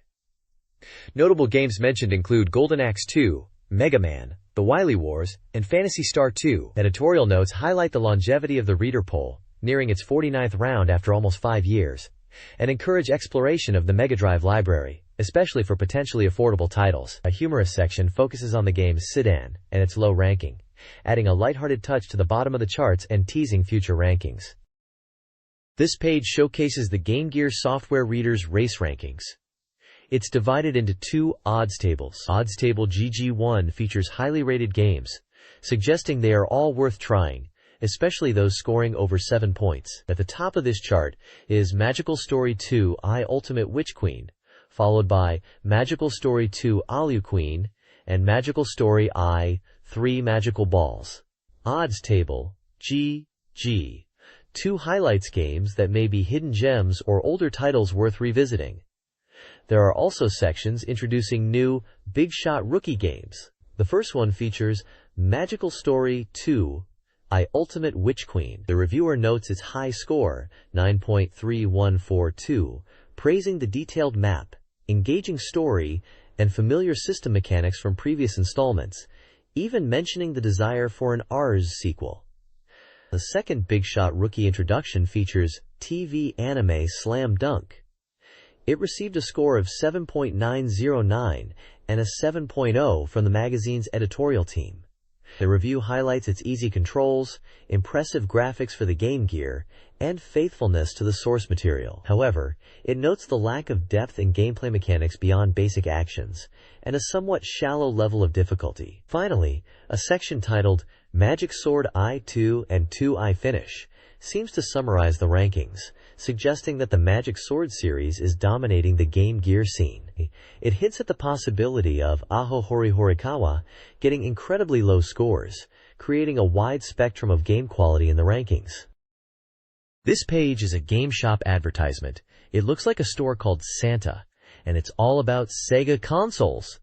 They are really pushing Sega Saturn, Mega Drive, and Game Gear. For Saturn, they've got the console itself on sale, plus loads of games like Virtua Fighter, Daytona USA, and Clockwork Knight. They also have accessories like controllers and memory cards. There's a section for Mega CD games too, and even backup RAMs. They have new release corners for both Saturn and Mega Drive, highlighting new software. For Mega Drive 2, they list the console and a bunch of games, including Sonic titles and some RPGs. Game Gear gets a GG+1 corner with games. They also have a CG corner, maybe for graphic stuff, and GG peripheral devices. There are game sets and bundles to get good deals, and even a section for unfavorable products, which sounds like they might be selling off used or discounted items. At the bottom, there's ordering information by phone and details about shipping costs, mentioning extra charges for some regions, and a flat handling fee. They seem to be emphasizing speedy delivery and wanting customers to call by 2 p.m. for next-day dispatch. It's a classic Game Shop advert from back in the day, packed with games and hardware for Sega fans. Nude na Hard. Sega Saturn's secret architecture revealed. Part 2 explains polygon processing for 3D graphics. The article clarifies that unlike older consoles, the SEGA Saturn uses polygons alongside sprites, enhanced color, video playback, and sound. It highlights hardware advancements like RISC processors. The core of the page breaks down the 3D rendering pipeline into 8 steps: data transfer, coordinate transformation, light calculation, clipping, shading, z-value comparison, frame buffer writing, and image output. These steps detail how polygons are transformed, lit, sorted, and rendered. The article also touches on data transmission methods, including the list method and strip method for polygon data.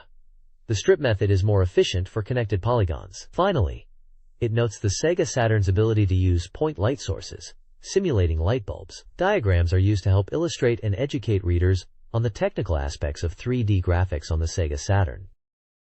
This page is a comparative look at the 3D graphics capabilities of various consoles like SEGA Saturn, PlayStation, and 3Do, alongside a sneak peek at the upcoming Nintendo 64 and 3Do M2. It highlights the polygon rendering performance of each system, noting SEGA Saturn's capacity to handle 10 to 20,000 polygons per second, PlayStation at 36,000, and the impressive 50,000 plus polygons per second promised by the 3Do M2 accelerator. The article breaks down rendering features including data transfer methods, Z-value processing, and different shading techniques like wireframe, flat shading, garage shading, and texture mapping, all being supported by Saturn and PlayStation. 3Do's capabilities in some areas are listed as unknown or not available. Geometry processing is also discussed, mentioning the SH2 DSP for Saturn and the GTE within PlayStation's MPU. Light source handling is touched upon, showing Saturn and PlayStation's ability to handle multiple light sources compared to 3Do's limitations. The text also mentions that the polygon processing power of the PlayStation is roughly half that of the SEGA Saturn when considering geometry calculations, clarifying a detail mentioned in the table footnotes. The article concludes by emphasizing the rapid progress in 3D graphics technology and the importance of cost-performance balance in the development of these consoles. Open up!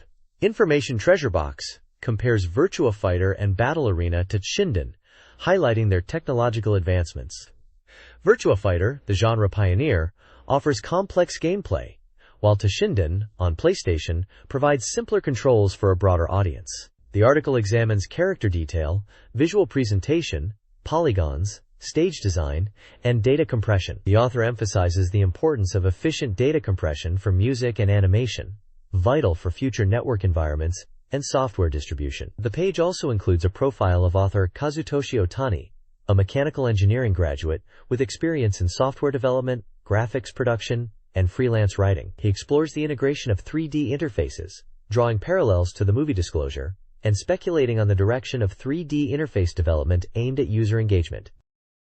This page is a Game Shop advertisement, Bullseye Best Selection, showcasing a range of SEGA games and consoles. It's heavily focused on sales and special offers. At the top, it highlights upcoming titles like Daytona USA for Saturn, slated for April 1st, promoted as a revolutionary racing game at a discounted price. Virtua Hydlide, another Saturn title, is advertised for April release and is described as authentic, with pre-orders getting a consumer tax service. Dairos is mentioned for March 24th as super real and tense. Panzer Dragoon for Saturn is also featured as a best selection title released on March 10th, alongside MD Surging Aura, also released on March 17th. Both are priced at 5,980 yen. The page is packed with lists of games available for Mega Drive, Mega CD, Super 32X, SEGA Saturn, and Neo Geo CD, each with prices. It also has sections for consoles themselves, main unit relations, and accessories, parts relations, with their prices. The advert promotes a mail order service, with instructions on how to order by phone, detailing the payment and delivery process. They emphasize that they are open all year round, except for the New Year period, with service hours from 10 a.m. to 8 p.m. There's a phone number and address for the shop located in Fukuoka City. Essentially, it's a classic Game Shop advert promoting new releases, special offers, and a wide selection of games and hardware for SEGA consoles, encouraging customers to order via phone or visit the shop. Polygon Junkie 2 is a Sega-themed event combining arcade games with a club atmosphere, building upon the success of the previous year. The event will feature free play of Polygon games like Virtua Fighter 2, Sega Rally Championship, Virtua Cop, and Daytona USA. DJs, VJs, original CG visuals, and techno music will enhance the gaming experience, aiming to blend gaming and club cultures. The event is a collaboration between Aiming 2 Research and Development and a Japanese music TV channel. It's open to everyone. Contact information for tickets and event details at Shibuya On Air East is provided. Featured DJs include Daisato, Yoke, and Transmaster X. A secondary section, Velocity Jamboree Chapter 1, focuses on snowboarding videos, hosted by Hal from Space Shower TV, highlighting a broader youth culture focus. This collection of articles covers various aspects of life in Japan. Shoji Mayfield's DJ Diary recounts the author's experiences with Jingin Shinjuku clubs, reminiscing about the arcade game Virtua Fighter 2, and enjoying gambling. Jun Sanmi's end-of-the-century travelogue details travel experiences, including a story from India involving LSD and a friend's drug-related distress.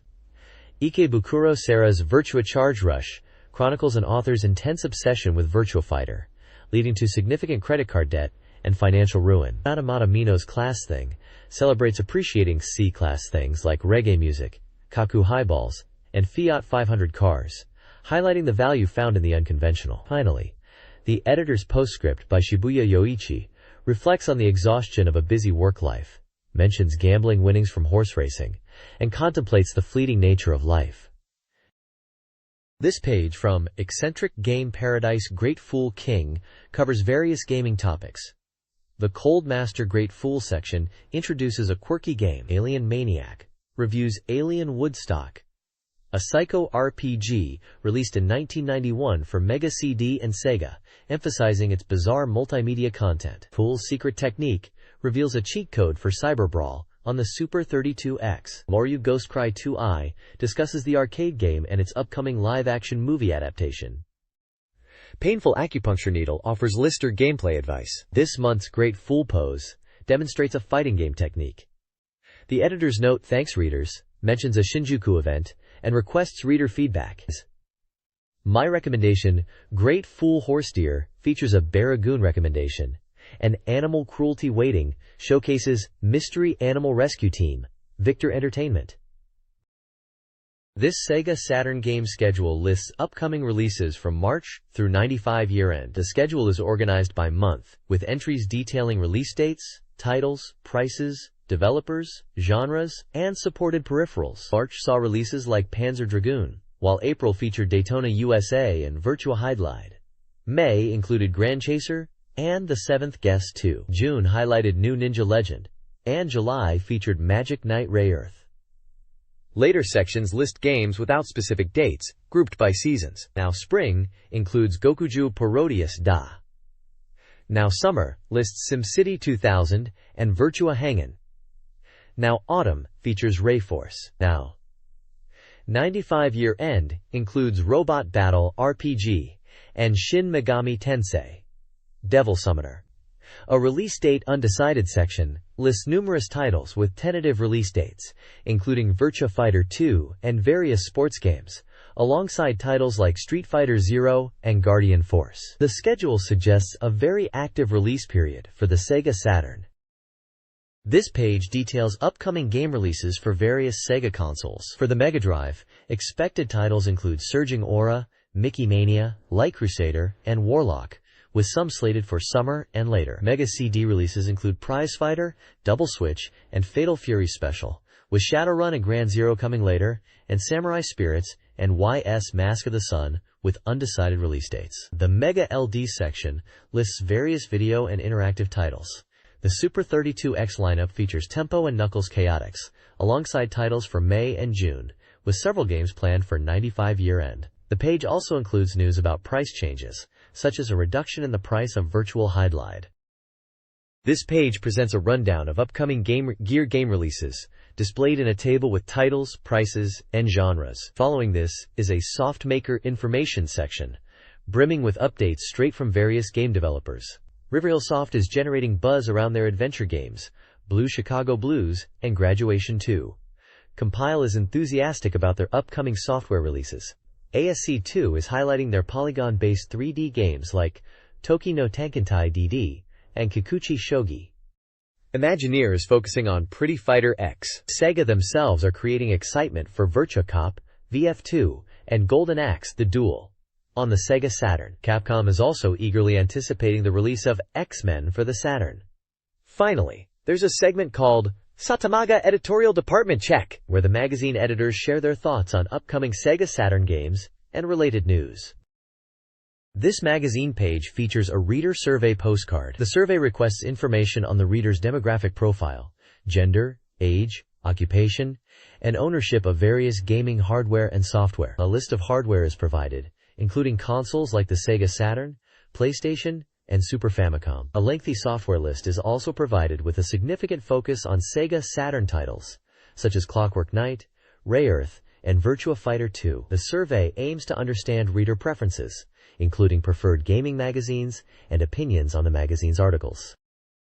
This page is all about the SEGA Saturn Mahjong game, Mahjong Ganryu Island. It seems like the reviewer is highlighting the large number of Mahjong games on the Saturn and jokingly questions if so many are really needed, but concedes that Mahjong fans will be happy. The article introduces Mahjong Ganryu Island as a game that might seem familiar at first glance but has unique appeal.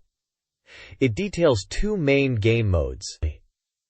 The first mode is Swordsman Mahjong mode, where you can play against 16 historical figures like Miyamoto Musashi and Tenkai Sojobo in a tournament-style format called Imperial Match, or in free battles called Warrior Training. The game shows character profiles on scrolls that indicate their rank and playing style. The characters have unique quirks, and you'll need to adapt your strategy to beat them. The second mode is Modern Mahjong mode, aiming for a more relaxed, parlor-like atmosphere. In this mode, you can play against 5 real-life celebrities and 16 fictional characters in random matchups. Before playing, you can check out the profiles of the characters you'll be facing. The game emphasizes the unique personalities of the opponents in Modern Mahjong mode, with examples like Tetsuya Asada and his daughter, and other original characters. The screenshots show examples of character dialogue, pointing out their individual traits are very distinctive, possibly even unnaturally so.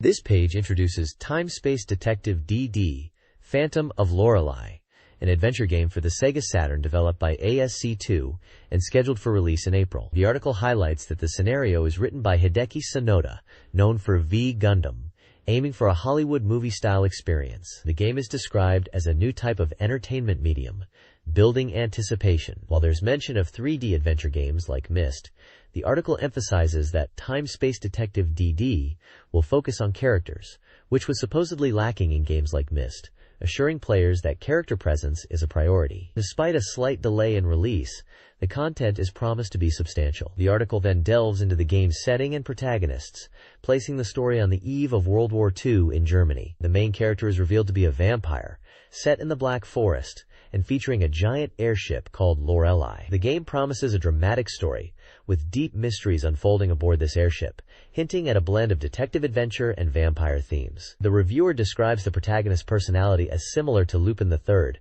a charming rogue. Dialogue and character interactions are highlighted as key features, suggesting a focus on engaging conversations, and a somewhat light-hearted tone, despite the serious setting. The game promises branching storylines and mysteries to solve.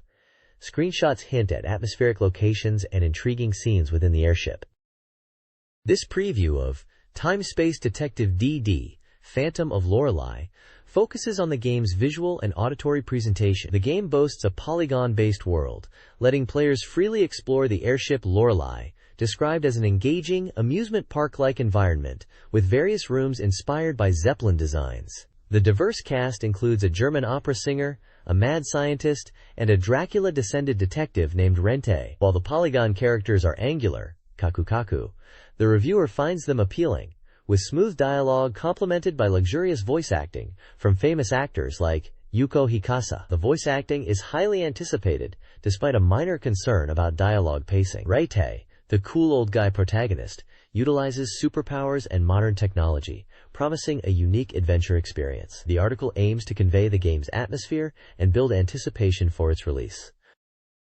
Pretty Fighter X for the Sega Saturn is presented as a ladies' fighting game, targeting fans of uniform fetish aesthetics. Promising animation-style visuals, the game emphasizes animation power and waifu power, focusing on its female characters. The game features 6 playable characters: Aoki Marin, a sailor-suited girl; Mizukami Shizuka, a teacher; Kujo Kaiko, a police officer; Momoyama Ai, a sailor uniform shogi player; Tsuchiya Tokiko, a waitress; and Shirotori Chris, a nurse. Each character has a brief description and their voice actress listed. Described as worth buying for the characters alone, the action game is 45% complete, with a planned May release priced at 7,980 yen and supporting 2-player battles. It's noted as a visually appealing title amidst a generally less flowery Saturn library. This page continues the coverage of Pretty Fighter X. It highlights 4 key improvements in this new installment. Firstly, they've added 4 new characters to the roster, emphasizing the increased character count compared to the Super Famicom version, mentioning that even a stewardess and a teacher are among them. Secondly, there's an increase in action patterns, promising smoother and more natural animations thanks to refined in-betweening. Thirdly, they've introduced a team play mode, allowing up to 6 players to battle in teams. The page then introduces 6 of the 12 cute fighters that will be available. These are Akasaka Juri, a disco-loving girl from Tokyo voiced by Rika Fukami; Yamabuki Yawara, a kendo enthusiast from Kyoto voiced by Ayumi Kida; Kiori Ryoko, a refined lady voiced by Yuri Sato; Shibasaki Sarami, a stewardess from Osaka voiced by Atsuko Tanaka; Midorikawa Minami, an Osaka tiger fanatic voiced by Akemi Okamura; and Maria Cristil, a nun voiced by Kikuko Inoue. These characters represent a variety of types and personalities that make up the game's roster of fighters. The next page is all about Daytona USA on the Sega Saturn. It's hyped as the biggest Saturn title of the spring, with the release just around the corner in April. This page promises to show everything about the Saturn version. They emphasize that the Saturn port is just like the arcade game, even down to the advertised demo, which plays if you leave it on the title screen, just like in the arcades. They explain this demo shows off all the courses, with cars racing around. Apparently, even the camera angles and cuts are arcade perfect, and the BGM is the same iconic music from the arcade, aiming to build excitement before you even start playing. The page then details the 3 difficulty levels: beginner, medium, and expert. For each level, they give a short description of the course, using in-game screenshots to illustrate. Beginner level is described as an oval course with 40 machines, and the camera follows your car. Medium level features the Dinosaur Canyon course with 20 cars, and they highlight the tunnel and view from the upper angle. Expert level is the Seahorse Speedway, with Pegasus Farm in the background, seagulls in the sky, and the Starlight Bridge, emphasizing its cool and scenic nature. The descriptions aim to create excitement and show off the graphical fidelity of the Saturn version, claiming it's almost indistinguishable from the arcade. This page continues on from the previous page and delves deeper into the Saturn version of Daytona USA through an interview with Mr. Okamura, the team's chief. They are approaching the final stages of development, with the game about 8,090% complete for the beginner and medium courses, and around 60% done for the expert tracks. The development has been quite rapid, achieved in roughly half a year. Okamura explains that the biggest challenge is the Saturn's RAM capacity. He also touches upon the car models, acknowledging that they are slightly different from the arcade version. Due to polygon and texture constraints on the Saturn, they've intentionally made the cars appear more polygon-like than in the arcade. Regarding extra features, he confirms time trial mode and options to adjust the time settings and rotate courses. Replay functionality and car selection are also being considered as potential additions, time permitting. However, he assures that the core game is practically finished and of high quality. Finally, Okamura expresses his commitment to delivering a Saturn version that will truly satisfy players, even if it has some minor numerical or sensory differences compared to the arcade. He aims for Daytona USA on Saturn to be as successful as Virtua Fighter and is determined to take the top spot. The article mentions a targeted release date of April 1st and confirms the game was nearly complete at the end of February, with just final adjustments and bonus content being added. This page continues the deep dive into the Saturn version of Daytona USA. It highlights the game's course selection, confirming it mirrors the arcade version with beginner, medium, and expert courses available. The course selection screen is almost identical to the original, even down to the voice prompts. The article then details the start of races, explaining that beginner courses use a rolling start at 300 km per hour, while medium and expert courses use a traditional gentleman's start with start lights. They emphasize that the start sequence and camera angles are faithful to the arcade. Finally, there's a Q&A section. One player asks about replay mode, and the answer confirms it's being considered and is likely to be included. Another question is about custom car colors, and the response states that the Saturn version will allow up to 8 colors for car selection, just like the arcade game, including colors like pink, black, green, yellow, blue, red, and orange. Daytona USA on Saturn will feature 4 viewpoints, including VR1, arcade style, VR2, showing surroundings, VR3, rear diagonal, and VR4, further rear diagonal. The pit crew is fully recreated from the arcade version. The game includes a goal screen for entering names in the top 20 rankings. Loading times are approximately 2 seconds for the title screen and 5 to 8 seconds for courses. Saving is supported for all modes, courses, key configurations, and top 20 rankings. In the Q&A, developers are non-committal on multiplayer and mirror courses. Only the Hornet and Gallop cars are playable. The AI behavior is designed to accurately reflect the arcade version's behavior. This guide details how to play Daytona USA's 777 Speedway in reverse. The reversed course, averaging 290 km per hour, presents a greater challenge due to oncoming traffic. Players must navigate the track, utilizing strategies like weaving and using the pit lane. Key landmarks like the Million Slot Arch, Main Stand, and Billiard Crash are still present, requiring adaptation. Drifting through the sonic wall at high speeds is recommended, with the Royal Straight serving as a breaking point. Starting as a rolling start from the pit side and completing 8 laps earns an R mark. Aiming for an 18-second lap time is considered impressive. A Q&A section addresses sound test and option requests, including BGM adjustments and quick gear changes. While developers consider these, features like rear-view mirrors and night courses are not planned. The Dinosaur Canyon course in Daytona USA, when played in reverse, offers a unique challenge. Starting is relatively easy due to the track's length, but difficulty increases significantly with noticeable line changes. Key sections include Tyranno Tunnel, right-sided exit, Start and Brachio Car, outside line to avoid collisions, Tricera Road, uphill and poor visibility in reverse, and Dragon Fossil, landmark and billboard. A hidden signboard exists with a humorous message. Reviews of the Daytona USA racing controller are included. Sakuyama Gunkao and London Kobayashi give it an 8, praising its arcade-like feel, light steering, strong feedback, and butterfly shift. Jam Ojisan gives a 7, noting that beginners may find it sensitive initially, but it becomes good once mastered.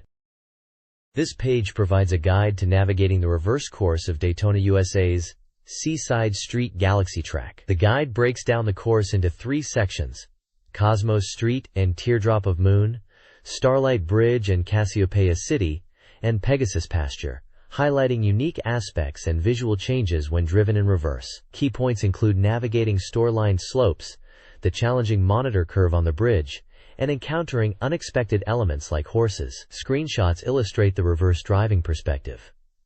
Additionally, the page features an interview with Mr. Tozaki Kenji, a developer from SEGA, discussing the racing controller's design. The interview covers specifications, adjustability, analog input, and compatibility with various games.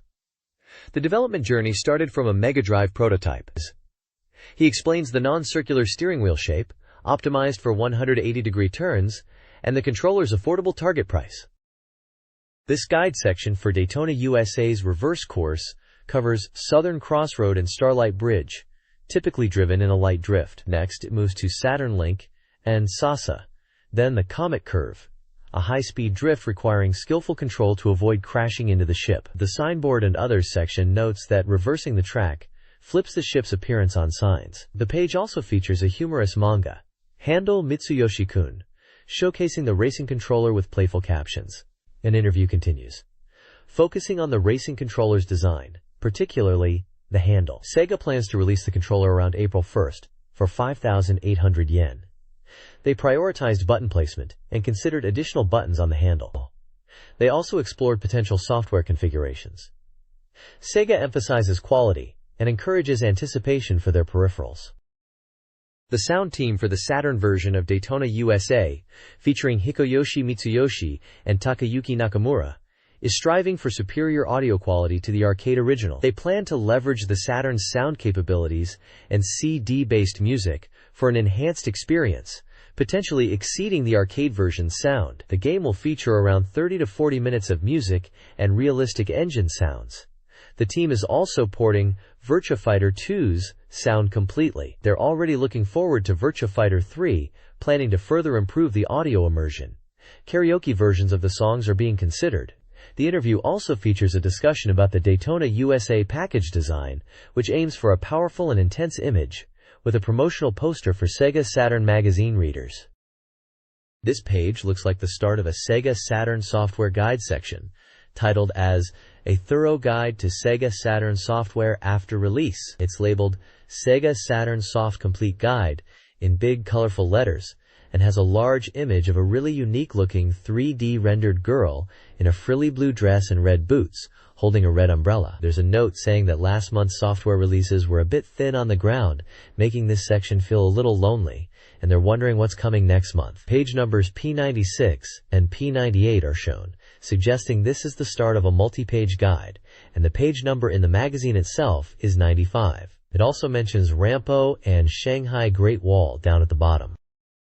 This page focuses on the Sega Saturn game Rampo, and specifically its Okawara residence scenario. It's diving into Disc 2 of the game, which is set in the Okawara residence, contrasting it with Disc 1, which is set in a detective agency. The page highlights that items and characters from Disc 1, like Yokogawa-kun, aren't available in Disc 2, and instead a character called OSEI takes on a more prominent role. It looks like a guide to the characters in the Okawara residence part, showing a family tree-style diagram centered around Mr. Okawara.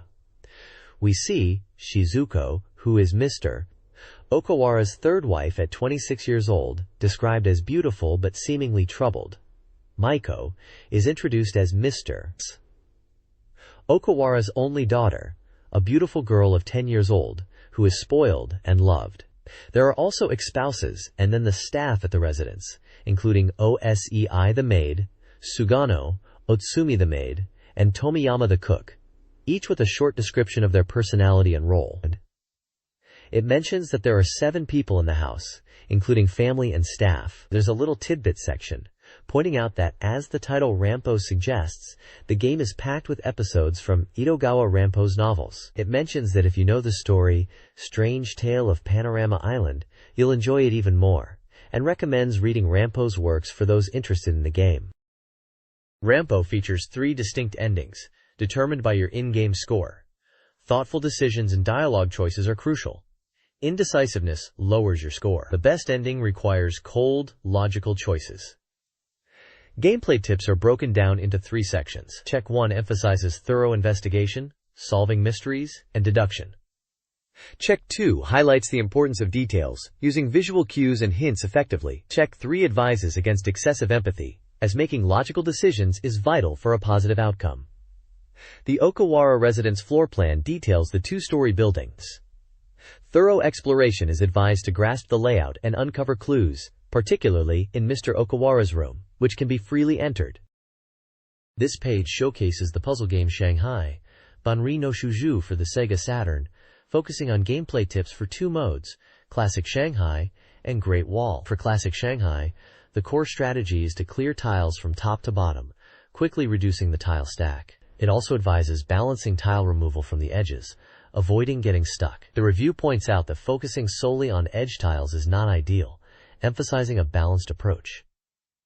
In the Great Wall mode, the main tip is to avoid causing tiles to drop. It explains that in this mode, removing a tile can cause tiles above it to fall, potentially blocking further moves. The strategy here is to carefully choose tiles to remove from the edges to maintain the structure and prevent blockages. The page uses good pattern and bad pattern examples to illustrate this, showing how careless tile removal can lead to unsolvable situations. Finally, the page mentions that the game allows players to change the tile patterns in the configuration menu, offering 4 different sets. This is suggested as a way to refresh the game's feel if you get stuck. This page continues the guide for Shanghai, Banri no Shuju, delving into specific gameplay strategies for 2 different modes or levels, Beijing and Qingdao. For the Beijing stage, the focus is on effectively using the slide mechanic, a unique feature where you can slide tiles horizontally to create matches. The guide emphasizes that sliding is a powerful tool for getting high scores, but warns against overuse as it can lead to getting stuck. It advises players to use sliding strategically, especially when regular tile matches are not immediately available. There's a section dedicated to caution about oversliding, highlighting that excessive sliding can cause problems. It also provides advice on what to do in situations where you can't find matching tiles, suggesting to use sliding to create space and opportunities. Moving on to the Qingdao stage, the strategy shifts to reading ahead, implying a more strategic and forward-thinking approach. This mode seems to be a 2-player battle, where players compete to collect golden tiles. The guide stresses the importance of anticipating your opponent's moves and planning your tile removals accordingly, not just focusing on your own side. It also mentions that players can customize the background and background music, offering options to change the visual and audio experience.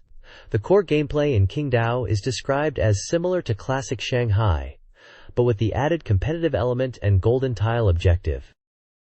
This interview from SEGA Saturn Magazine features producer Mr. Ohiba and character designer Tomeki Chio discussing the development of the SEGA Saturn action game, Clockwork Knight. The game, a SEGA Saturn original, was designed to appeal to a broad audience, including children, adults, and women, with a slightly reduced difficulty. Mr. Oparba reveals the game took over a year to develop, highlighting the effort put into the opening CG movies and music. The initial concept shifted from fantasy to a toy theme to broaden its appeal. Talanda, the character designer, felt the adventure could be better, hinting at future potential. The interview touches on Clockwork Knight's status as an early Saturn title, a new challenge for game development at the time. The interview playfully reveals Talanda's age and teases a sequel, promising more adventures with Chelsea, the game's heroine. In an interview about the game Clockwork Knight, Mr. Ohiba and Tonanda Domeki Chio discuss character names and the game's sequel. The interviewer, SSM, questions the spice-themed names, such as the main character Pepperuchow, Pepper, and Soltia, Salt, which originated as a playful idea. Tonda humorously addresses the naming. The team aimed for stylish character designs, starting with toy-making in mind.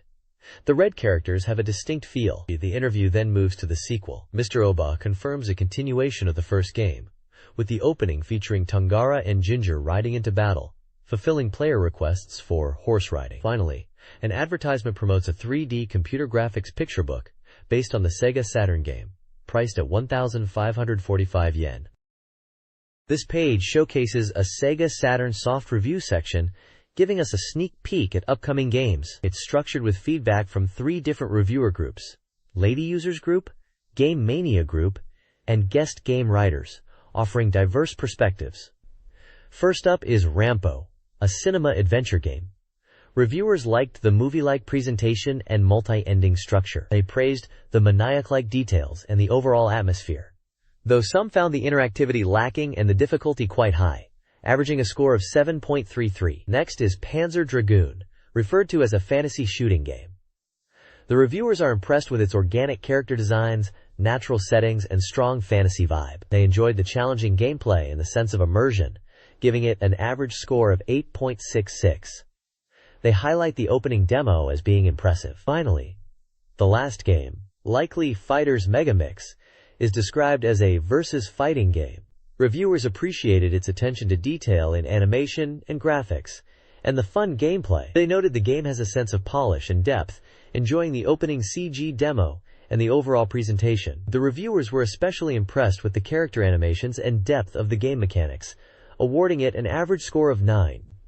Overall, this page gives us a glimpse into the initial reactions to these SEGA Saturn titles before their release, highlighting both the positives and negatives from various gaming perspectives.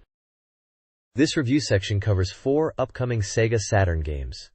Daikatana, an anticipated software title, received mixed scores. Reviewers praised its immersive environments but criticized repetitive gameplay and simpler level design, leading to scores ranging from 5 to 7. EMIT Volume 1 Toki no Mayoi, an SF edition drama game, was generally well received, with reviewers highlighting its accessible English and engaging story, earning a consistent 7. Side Pocket 2 Legend Hustler, a classic billiards game, received negative feedback. Critics found it inferior to its Mega Drive counterpart, with issues in graphics, CPU battles, and unclear ball physics, resulting in scores between 6 and 6.33. The reviews reveal no clear standout hit, indicating varied opinions across different reviewer groups.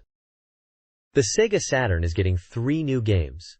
Mahjong Hiroshima, a mahjong game, receives mixed reviews. While the game features good graphics and a puzzle-like mode, some found the gameplay standard and were unsure of new concepts. Advanced players liked the hint system, but thought the CPU was too strong. Scores ranged from 5 to 7. Kyoki Shogi, a Japanese chess game, is well received, particularly for its helpful hint system for beginners and fast processing. Experienced players appreciated the beginner-friendly features, but still felt deep knowledge was needed. Scores were consistently higher, at 6 and 7. Daytona USA, the racing game, is highly praised, especially for its graphics, sound, arcade-perfect port, fast loading times, and replayability. Reviewers considered it a must-have title, a game-changer for the console, giving it a perfect 10. Sega AM2 Research Volume 3, Express Neo, uncovers hidden Virtua Fighter 2 techniques. This article spotlights 7 Urawaza, or secret techniques, including special throws like Iron Mountain Throw and unlocking Kagemaru's face after 20 wins. It also reveals how to play the original VF1 soundtrack and how to make pigeons fly away on Jackie's stage. Further secrets include the ability to perform an air throw at the timeout, and a visual gag involving Logano's braid. A hidden expert mode with tougher CPU opponents is also detailed. The guide offers players a fun way to explore VF2's hidden depths and features. This Virtua Fighter 2 guide from AM2 Research helps players navigate the game, focusing on the new 4 Heavenly Kings. Stage 1 features Lao, who is considered easy to counter, making him ideal for beginner practice. The guide recommends focusing on counterattacks, especially after floating the CPU, and utilizing throws against Lao's frequent middle kicks. Stage 2 features Sarah, also manageable for beginners, particularly for practicing low throws. The guide warns about her potential for strong counterattacks. The one-point advice suggests low throws after a couple of punches. General CPU info reveals that the CPU learns and adapts during fights, indicated by a flash. The CPU also monitors the ring's edge and may counterattack when cornered. The Crepus's aggression is tied to the player's playstyle. Passive play can provoke an aggressive response. This guide provides strategies for stages 3, 4, and 5 in Virtua Fighter 2, focusing on the new 4 Heavenly Kings. Stage 3 features Shun. The strategy emphasizes swift attacks and constant pressure, as CPU Shun relies on tricky low attacks but lacks strong counterattacks. Middle kicks and throws are recommended. Stage 4 presents Pei, a more formidable opponent. Parry and counterattacks are key, emphasizing distance and avoiding the ring's edge. The guide suggests using PPP combos and throws after guarding her spinning heel kicks. Stage 5 introduces Lion, requiring players to adapt to his tricky moves. Learning his patterns and guarding low attacks are crucial. The suggested strategy involves creating distance and throwing him as he approaches. The guide also provides specific move illustrations and counter strategies for each character. This page continues the Virtua Fighter 2 guide, now covering stages 6, 7, and 8, focusing on strategies against CPU Jeffrey, Cage, and Jackie. Stage 6 features Jeffrey, who primarily attacks with uppercuts. The guide advises players to wait for openings and counter with mid or low attacks, as Jeffrey is vulnerable when he misses his grabs. It specifically warns against using low punch combos, as Jeffrey is good at countering these. The recommended strategy is to patiently wait for Jeffrey's moves and then punish him. Stage 7 is against Cage. Cage is described as a ninja-like character and a very strong CPU opponent. The strategy is to start by crouching to bait out his attacks and then counterattack. Cage is aggressive with mid-level attacks and throws if you leave openings. The guide suggests there's no foolproof method against Cage, but baiting him with crouching and reacting to his moves is key. Stage 8 features Jackie, who is described as the first strong CPU character in the game. Jackie is aggressive and uses delay combos, but if you can guard the first hit, you can counter with a PK combination. The key is to watch out for his sudden somersault kick. If you block this kick, it's a guaranteed opportunity to counter. Jackie tends to attack relentlessly when winning and lose quickly when losing. The guide advises to bait Jackie with crouching, wait for an opening, and then counterattack to defeat him. This guide provides strategies for stages 9, 10, and the bonus stage in Virtua Fighter 2. Stage 9 pits you against Wolf, a defensive powerhouse. Counter his backdashes, and utilize uppercuts and knee blasts. Avoid predictable throws, and don't get too close in the final round. Stage 10 features Akira, a master of combos and ring-outs. Be patient and bait his attacks, especially near the ring edge. Use moves like Shingeki Tojin and Tessun Kao, and consider guard breaks. The bonus stage presents Dural, a tough opponent with few openings. Observe their patterns, and exploit openings with overheads, Tanren 2, and dive attacks, Hiento. Be wary of their difficult-to-escape throws. This page is showcasing special moves for Virtua Fighter 2, calling it a complete guide to the remaining special techniques. It features several characters and their signature moves with command inputs. For Akira, it highlights his powerful Hogeki Unshin Sushu move, a devastating attack. Jackie's section emphasizes his offensive power with moves like spinning slant back knuckle and knee strike, recommending him for players who want to aggressively overwhelm opponents. Lau's strategy revolves around counterattacks and utilizing his willow palm hand-thrusting tower move to control the match. Sarah is presented as a character focused on speed and rushdown tactics, utilizing front suplexes and neckbreaker throws. Pei is described as a character with solid fundamental techniques and relentless offense, employing throws and combos. Finally, Cage is highlighted as a character favored by top players, emphasizing his ability to secure ring-out victories through throws and combo strings. The page seems to be a move list, giving players a glimpse into the advanced techniques for each character in Virtua Fighter 2. This page continues the Virtua Fighter 2 move guide, focusing on more characters and their powerful techniques. It showcases Wolf, the pro wrestler type, with moves like the Frankensteiner, Dragon Suplex, and Tiger Driver, all grappling power moves. Jeffrey, the tough fisherman, is highlighted with his headbutt, stomach crash, and front backbreaker, showcasing his rough-and-tumble fighting style. Lion Rafale is featured with moves like grasping hand strike and oblique step, emphasizing his versatile and agile combat approach. Finally, Shundai, the drunken master, is shown with moves such as rear heel drop, rear kick combo, tipping over, and rear fall, demonstrating his unpredictable and unique drunken boxing techniques. Like the previous page, this one details the command inputs for each move, providing players with a further look into the advanced techniques available in Virtua Fighter 2. In this interview, Mr. Suzuki of AM2 Research and Development discusses the development of Virtua Fighter 3. They aim for a more realistic combat feel and enhanced character intelligence, moving away from the sports-like style of previous games. The team is exploring the use of the Model 3 board, but a final decision hasn't been made. Suzuki mentions research trips to Europe and America, and expresses interest in including a new Japanese female character, something they couldn't do in Virtua Fighter 2. Regarding new fighters, they are considering boxers but face the challenge of making them distinct.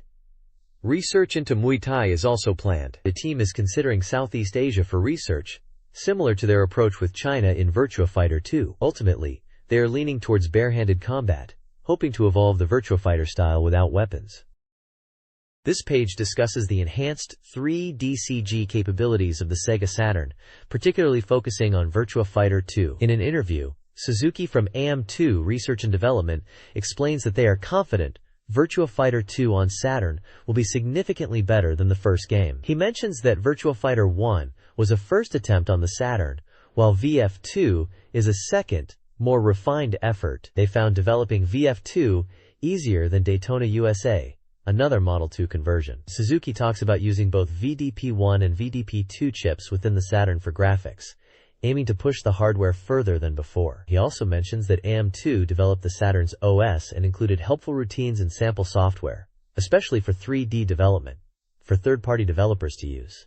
The page also highlights the VF National Tournament Finals, held at Sega headquarters on February 12th. This event brought together strong players from arcade versions of Virtua Fighter 1 and 2, as well as the Saturn version, to determine the ultimate Virtua Fighter champion. Finally, there's a postcard big recruitment section, inviting readers to send in postcards with illustrations, questions, and opinions for AM2. Prizes are offered to selected participants, including a special Virtua Fighter jacket. This page is bursting with excitement for Sega AM's Spring Rush. It's showcasing two big arcade titles, Sega Rally Championship and Golden Axe, the Duel. First up is Sega Rally Championship, described as even more realistic than Daytona USA. It's built with help from car makers like Toyota and Lancia, promising authentic rally driving. Like Daytona USA and Virtua Fighter 2, it uses the Model 2 board for stunning graphics. You can choose automatic or manual transmission. They're even hyping a deluxe version, with motion feedback for a real sense of driving. There are 3 course difficulties: beginner, intermediate, and advanced, with names like desert, forest, and mountain, each with unique environments and challenges. The article also mentions they recorded real car sounds, focusing on the engine and exhaust notes for extra immersion.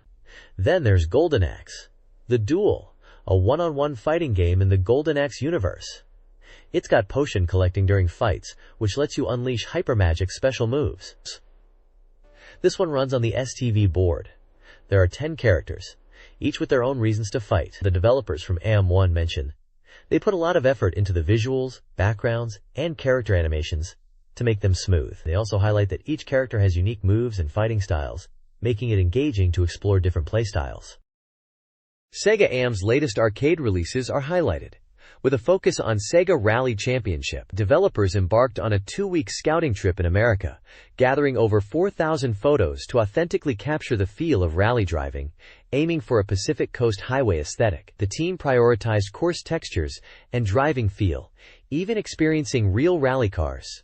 The game features a navigator inspired by real co-drivers. They are confident in the graphics and driving experience, with a planned SEGA Saturn home version. The page also previews Baku Baku Animal, a falling block puzzle game for the STV board.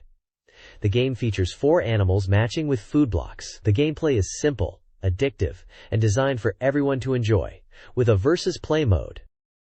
The next page is all about Virtua Striker, the latest arcade game from Sega AM2, and it's touted as a body sensation king and polygon soccer game. They say it's the 5th game in the Virtua series. Producer Mifune Bin is interviewed and explains that they've been working on it for about a year, and the goal was to make a soccer game that really captures the dribbling aspect. He emphasizes that they want players to focus on the game's completion and polish rather than just the CG graphics. Mifune Bin mentions that they focused on making the dribbling feel realistic and controllable, like the ball is stuck to your feet. He also talks about the game being 3D and easy to understand, even for people who aren't familiar with soccer games. Apparently, they conducted location tests for 9 days, and the popularity was very high, especially for versus play. He also mentions the controls are simple and automated, making it accessible, but they've balanced it so all 18 countries in the game are equally playable, without huge ability differences between teams. Mifune Bin's final message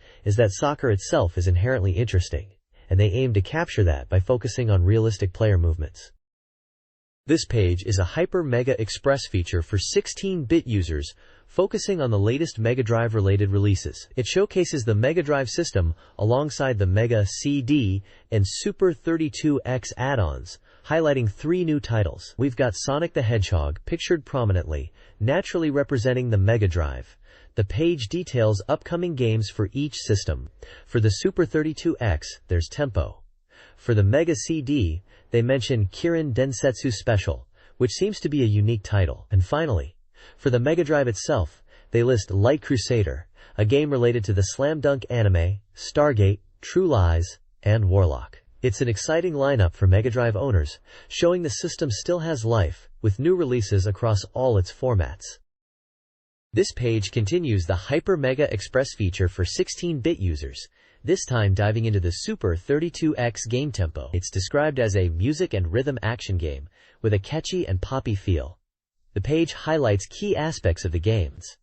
There are sections explaining core gameplay elements like power-ups, which enhance Tempo's musical note attacks, becoming more powerful and multi-directional. Special items, including records, tapes, and SIDs, trigger unique events after a certain time. Warps are described as complex labyrinths within each stage that need to be navigated. Stage 1 is themed around mastering note attacks, emphasizing Tempo's lively movements, and Kiridi's dance combo. Stage 2 focuses on nostalgic characters appearing and the backgrounds being more digitally oriented.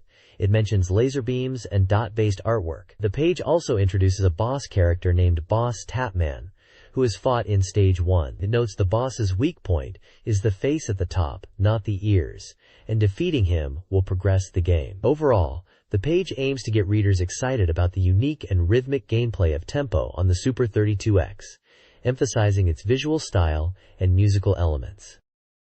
Stage 3 of Tempo. Individuality and musicality are appealing. Introduces tougher enemies, including sound attackers and temporary invincibility. Hidden items are abundant, offering coins and battle advantages. Beware of background enemies, especially slime and ghost types. But a challenging boss fight in a boxing ring setting awaits. Successfully completing Stage 3 unlocks Stages 4 and 5, which are even more difficult. Additionally, there are 3 bonus games to enjoy. A Tempo dance contest is announced, a collaboration between SEGA Saturn Magazine and Game On. Participants are encouraged to create dance poses as Tempo or Quality, and submit photos, videos, or illustrations. Prizes include a Super 32X, Best Prize, Tempo Game Software, Excellent Prize, and SEGA Saturn Magazine and Game On. Merchandise, Tempo Prize. The entry deadline is April 7th. This review praises the Mega CD version of the fighting game Guketsuji Densetsu Special, likely Power Instinct in English. The review, titled Mega CD Edition, This is the One to Buy, declares it a perfect port of the arcade original. The game boasts superior graphics compared to the Mega Drive, with large, well-defined characters. Controls are excellent and responsive, crucial for executing moves smoothly in both single-player and versus modes. The sound, handled by Victor Entertainment, is also top-notch, with beautiful and clear music and sound effects. The only downside is the noticeable CD loading times. However, the reviewer considers this a minor flaw, urging players to embrace the enhanced graphics and sound. The review concludes with a strong recommendation, highlighting this Mega CD version as the definitive way to experience Guketsuji Special. Line battle fighting games introduce strategic depth by utilizing foreground and background lines for tactical positioning. Mastery involves understanding move, canceling for increased damage, and chaining attacks for continuous combos. The game features 16 characters, each with distinct styles. Selecting the right fighter is crucial. For beginners, Andy Bogard and Billy Kane are recommended. Billy offers easy combos, and Andy has straightforward moves. Advanced players can opt for Duck King, who grows stronger with practice, or Geese Howard, known for his reach and power. For those prioritizing aesthetics, and Gaily Bogard and Mai Shiranui are suggested, with Mai being the sole female character. This article previews the Mega Drive ARPG Light Crusader, nearing 60% completion, with a May 26 release date at 7,800 yen. It showcases developing system screens, including the map screen displaying floor layouts, and the item screen allowing 48 item storage, along with a magic combination screen for spellcrafting. The game's narrative involves David, the protagonist, transforming into a goblin in Stage 2. This transformation allows him to infiltrate a goblin town and explore their unique society. The article delves into goblin life, describing their homes, innocent children, interactions with livestock, and fighting arenas. Light Crusader aims to portray goblins not just as enemies, but as inhabitants of a complex, multifaceted civilization. This page continues the look at Light Crusader, highlighting different gameplay aspects. It emphasizes thorough exploration and bold listening as key game elements. We see various screenshots, starting with a massive, intimidating scorpion boss battle. Another section shows large-scale mechanisms with water and switches, suggesting puzzle elements where manipulating water levels is important. Then there's a dragon's nest treasure area, with a fierce dragon boss fight in a watery arena. The page also introduces a mirror mode, where a mirrored version of the player character appears, mirroring movements, suggesting a challenging gameplay twist where attack authority shifts. Finally, there is a mysterious circle cross problem, a puzzle involving symbols on the floor that seem to change when stepped on. Below the game previews, there's a section called Making of Light Crusader Sound. This showcases the sound team at work, with photos of them composing and recording. The text describes the sound creation process, mentioning capturing the game's atmosphere and world through music, and highlighting the dedication and effort put into crafting the game's audio. It talks about using data discs and check-ins, implying a professional sound development workflow. Lastly, there is a small cartoon strip depicting humorous game situations, like getting stuck in traps or facing unexpected challenges. It emphasizes the exciting and sometimes surprising nature of the gameplay experience. This page showcases a variety of exciting games coming to Sega consoles, starting with Slam Dunk. Based on the popular anime, this basketball game for Mega Drive lets you play 5-on-5 matches and even features a special fever mode that powers up your players. Next up is Stargate, also for Mega Drive. Based on the movie, you play as Jack O'Neill, the investigation team leader, in an action game that blends action with 3D shooting segments. Then there's True Lies for Mega Drive, adapting the Arnold Schwarzenegger movie into a top-down action game. It promises to recreate the movie's thrilling story and deliver intense action gameplay. Following that is Warlock for Mega Drive, inspired by the movie of the same name. This action game emphasizes magic, even in difficult situations. It boasts dark, atmospheric graphics and a heavy worldview, focusing on puzzle elements as well. Lastly, we have Mortal Kombat 2 on the Super 32X. This is described as a perfect port of the arcade hit, enhanced for the 32X with improved graphics and sound, bringing all the gore and digitized voices of the original to your home. The bottom section, New Game Scoop Information, gives us a peek at upcoming releases, mentioning new 32X software and Mega CD titles. It also highlights the cyberpunk RPG Shadowrun as a powerful title and reveals results from a story race contest for Outrun 2019 on Mega Drive, announcing the winners and their impressive gameplay times. This page is all about Sonic Drift 2 for the Game Gear. It's hyped as a powered-up sequel to the original Sonic Drift, promising even more thrilling drift racing action. The reviewer is excited about the enhanced graphics and the addition of new playable characters, not just the original 4, but now also Knuckles, Metal Sonic, and Fang. That makes 7 racers in total, each with their own unique car and abilities. The page details 2 main game modes: Free Run, where you can race any of the 18 courses without competition, and GP mode, a 6-course Grand Prix where you compete against rivals to earn points and become champion. There are screenshots showcasing in-game racing, menu screens with course selection, and ranking displays. Each of the 7 racers gets a spotlight with a short description. Sonic is the cool hero, Tails is a mechanic who's good with car tuning, Eggman is surprisingly good at straight-line courses, Amy is described as cute and cheerful, Knuckles is Sonic's rival, Metal Sonic is Eggman's powerful creation for anti-Sonic purposes, and Fang is a brand new character who's described as funky. It sounds like they've really expanded the roster and added personality to each racer and their vehicle. The reviewer seems impressed with the improvements and the expanded roster of racers in this sequel.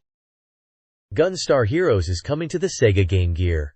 Originally a Mega Drive classic, this action shooter is being ported by Sega. Despite initial skepticism, a developer assures players the Game Gear version is well done. The game features familiar stages with unique enemies and bosses like the Bravo Leg and the transforming Seven Force. The reviewer, initially doubtful, is now impressed by the port's faithfulness to the original, praising the developer's dedication. He's planning to purchase it. Release details include a March 24th release date, a price of 3,800 yen, the action genre, 4 MB memory requirement, and single-player support. There's a hint of a possible Virtua Fighter 2 Game Gear port if this one is successful.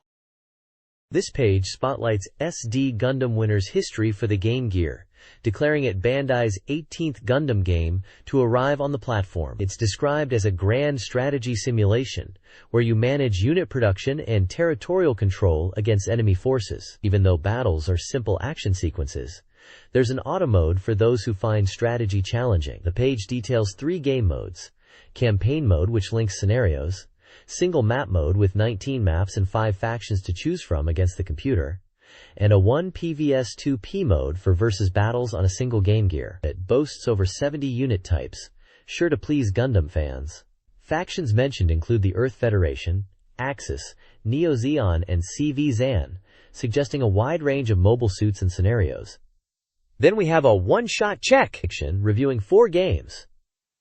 First up is Quiz Gear Fight, a quiz game with graphics-based questions and bonus stages, aiming to be a quirky puzzle title with versus play. Next is Goddess Metempsychosis Gaiden Last Bible Special, a completely revamped entry in the series with a focus on high degree of freedom gameplay. Tempo Jr. on Super 32X is mentioned as an action game that retains the atmosphere of Tempo, with cheerful graphics and action. Finally, Stargate for Game Gear is a movie tie-in, featuring 3D shooting and side-view action stages, with a Mega Drive version also planned. This preview highlights 3 upcoming SEGA games. Surging Aura for Mega Drive, a classic RPG releasing March 17th, features art by Mutsumi Inomata and receives praise for its RPG elements, though some find the battle pacing slow. Scores average 5.5 minus 7/10. Mickey Mania, also for Mega Drive, March 31st, is an action game starring Mickey Mouse. It boasts nostalgic graphics but suffers from unbalanced difficulty. It averages around 5/10.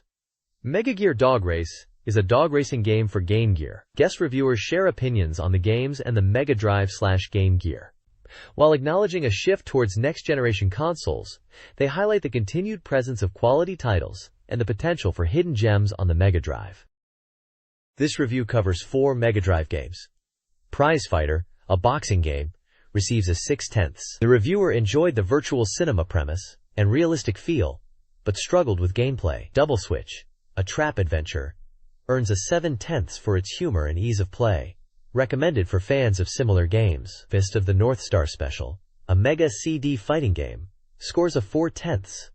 The reviewer finds it dated compared to the arcade version, despite a faithful soundtrack. Finally, Knuckles Chaotix, a unique action game, gets a 7/10. The reviewer appreciates the rubber band mechanic and fresh approach, though finding the game initially confusing.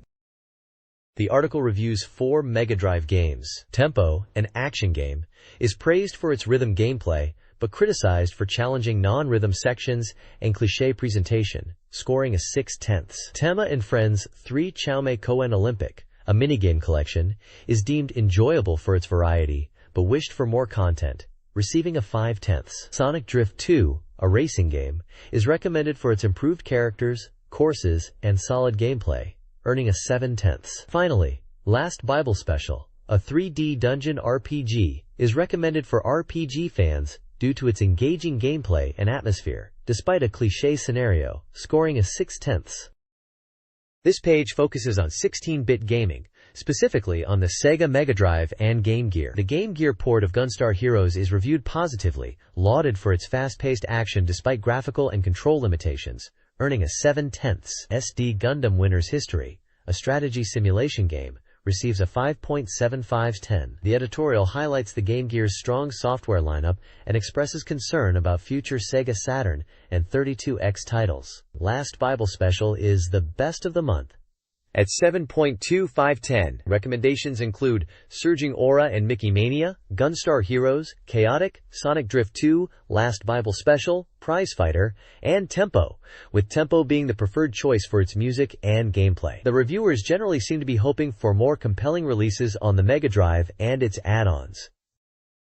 Next Generation Cheat Technique League reveals cheat codes for Sega games across multiple consoles. For Clockwork Knight on Sega Saturn, a code grants 999 lives. In Awesome Possum on the Mega Drive, a button combination unlocks invincibility and stage select. Gotha, the Ismailia War, also on Mega Drive, features a cheat for ultra-long distance movement. Lastly, Virtua Racing Deluxe on Mega Drive and 32X allows players to manipulate the course map by holding start and pressing directional buttons. This page offers a collection of cheats for Sega gamers seeking advantages or hidden features. This guide details cheat codes for various Sega consoles. In Echo, The Tides of Time, Game Gear. Pausing and entering a specific directional and button sequence unlocks a debug mode with level select. Cool Spot, Mega Drive, and Aladdin, Mega Drive, both share a similar method. Access the options screen, highlight the third item, and input a button combination to enable invincibility, level select, and special poses, which can be activated in-game by pressing start. Motion. Finally, in Victory Goal, SEGA Saturn, pressing the L and R buttons during the demo allows control of the camera. This page showcases the Megold library for Laseractive, highlighting new releases for April 1995. First up is Blue Chicago Blues, an interactive movie adventure game from Riverhill Soft, priced at 9,800 yen. It's described as a authentic, full-fledged detective adventure controllable with a remote, part of the J.B. Harold series. It seems to be set in Hollywood and Chicago, with a focus on adult themes and a time-limited gameplay element. The character relationship diagram shows various characters like J.B. Harold, Catherine White, deceased, Cindy White, Ted Rawson, Angie Hart, deceased, James Hart, Julia Fordyce, Price Rich Jr., and Melanie Hart, indicating a complex mystery plot. Next, Legacy is an adventure edutainment title from Illuminal Productions, slated for release in July or later. Price, undecided. It's described as an adventure edutainment title, supervised by Robert Redford, set in the Rocky Mountains, emphasizing edutainment and educational aspects, alongside adventure and puzzle solving, and highlighting the beautiful visuals. Finally, there's an advertisement for Beautolution Collection, Yuko Sakamoto, on Laserdisc, a photo collection released on April 15th for 5,800 yen. This is the third installment in the series, and boasts high picture quality and beautiful imagery, aimed at fans who want to see beautiful things. It also mentions narration by Yuko Sakamoto herself, original photo editing, and bonus scenes, promising content not possible on paper media. This page is a reader prize giveaway from SEGA Saturn Magazine. Up for grabs are 20 copies of the winner's favorite SEGA Saturn game, as long as it was released before April 7, 1995. 5 lucky readers can win a blue Sega Game Gear handheld console. For clothing prizes, there are 5 Sega Rally original t-shirts up for grabs. A single lucky winner will get a Shin Megami Tensei keychain holder. 5 fans can win an autographed color paper from a voice actor from Metal Fighter Miku. And lastly, 5 sets of original stickers from Super Real Mahjong PV are also being given away. The page also mentions that the May issue of SEGA Saturn Magazine, the 5th issue, will be released on April 8th. There is also a section looking for writers and staff, specifically those knowledgeable about hardware and music, to write game reviews and articles. They're also looking for illustrators and manga artists, asking for samples to be sent in. This page features a quirky retro TV illustration set against a bold red circle. On the screen of the TV, in Japanese text, it says, "Please wait a moment." Below the image, there's text in Japanese which gives the company name as Time Warner Interactive Company, Limited, along with their address in Tokyo and customer service contact details, including a phone number, and operating hours from 10 a.m. to 5 p.m. on weekdays, Monday to Friday. It seems like this page might be a company information page, or a placeholder within the magazine. This page is an announcement regarding a change in the release date for the Sega Saturn version of the game Race Drivin'. Originally scheduled for March 1995, the release has been pushed back to summer 1995. The announcement explains that this delay is due to a complete transfer of business operations within the Race Drivin' development team at Time Warner Interactive. They state that they are taking this time to further refine the originality of Race Drivin', aiming to deliver the best and most enjoyable race driving experience possible to players. The developers apologize for any inconvenience caused by this change. There's also a mention of a Race Go Go campaign, with details to be announced in future advertisements. This announcement is from Time Warner Interactive, which aligns with the company information seen on the previous page. This page is all about Daytona USA for the Sega Saturn.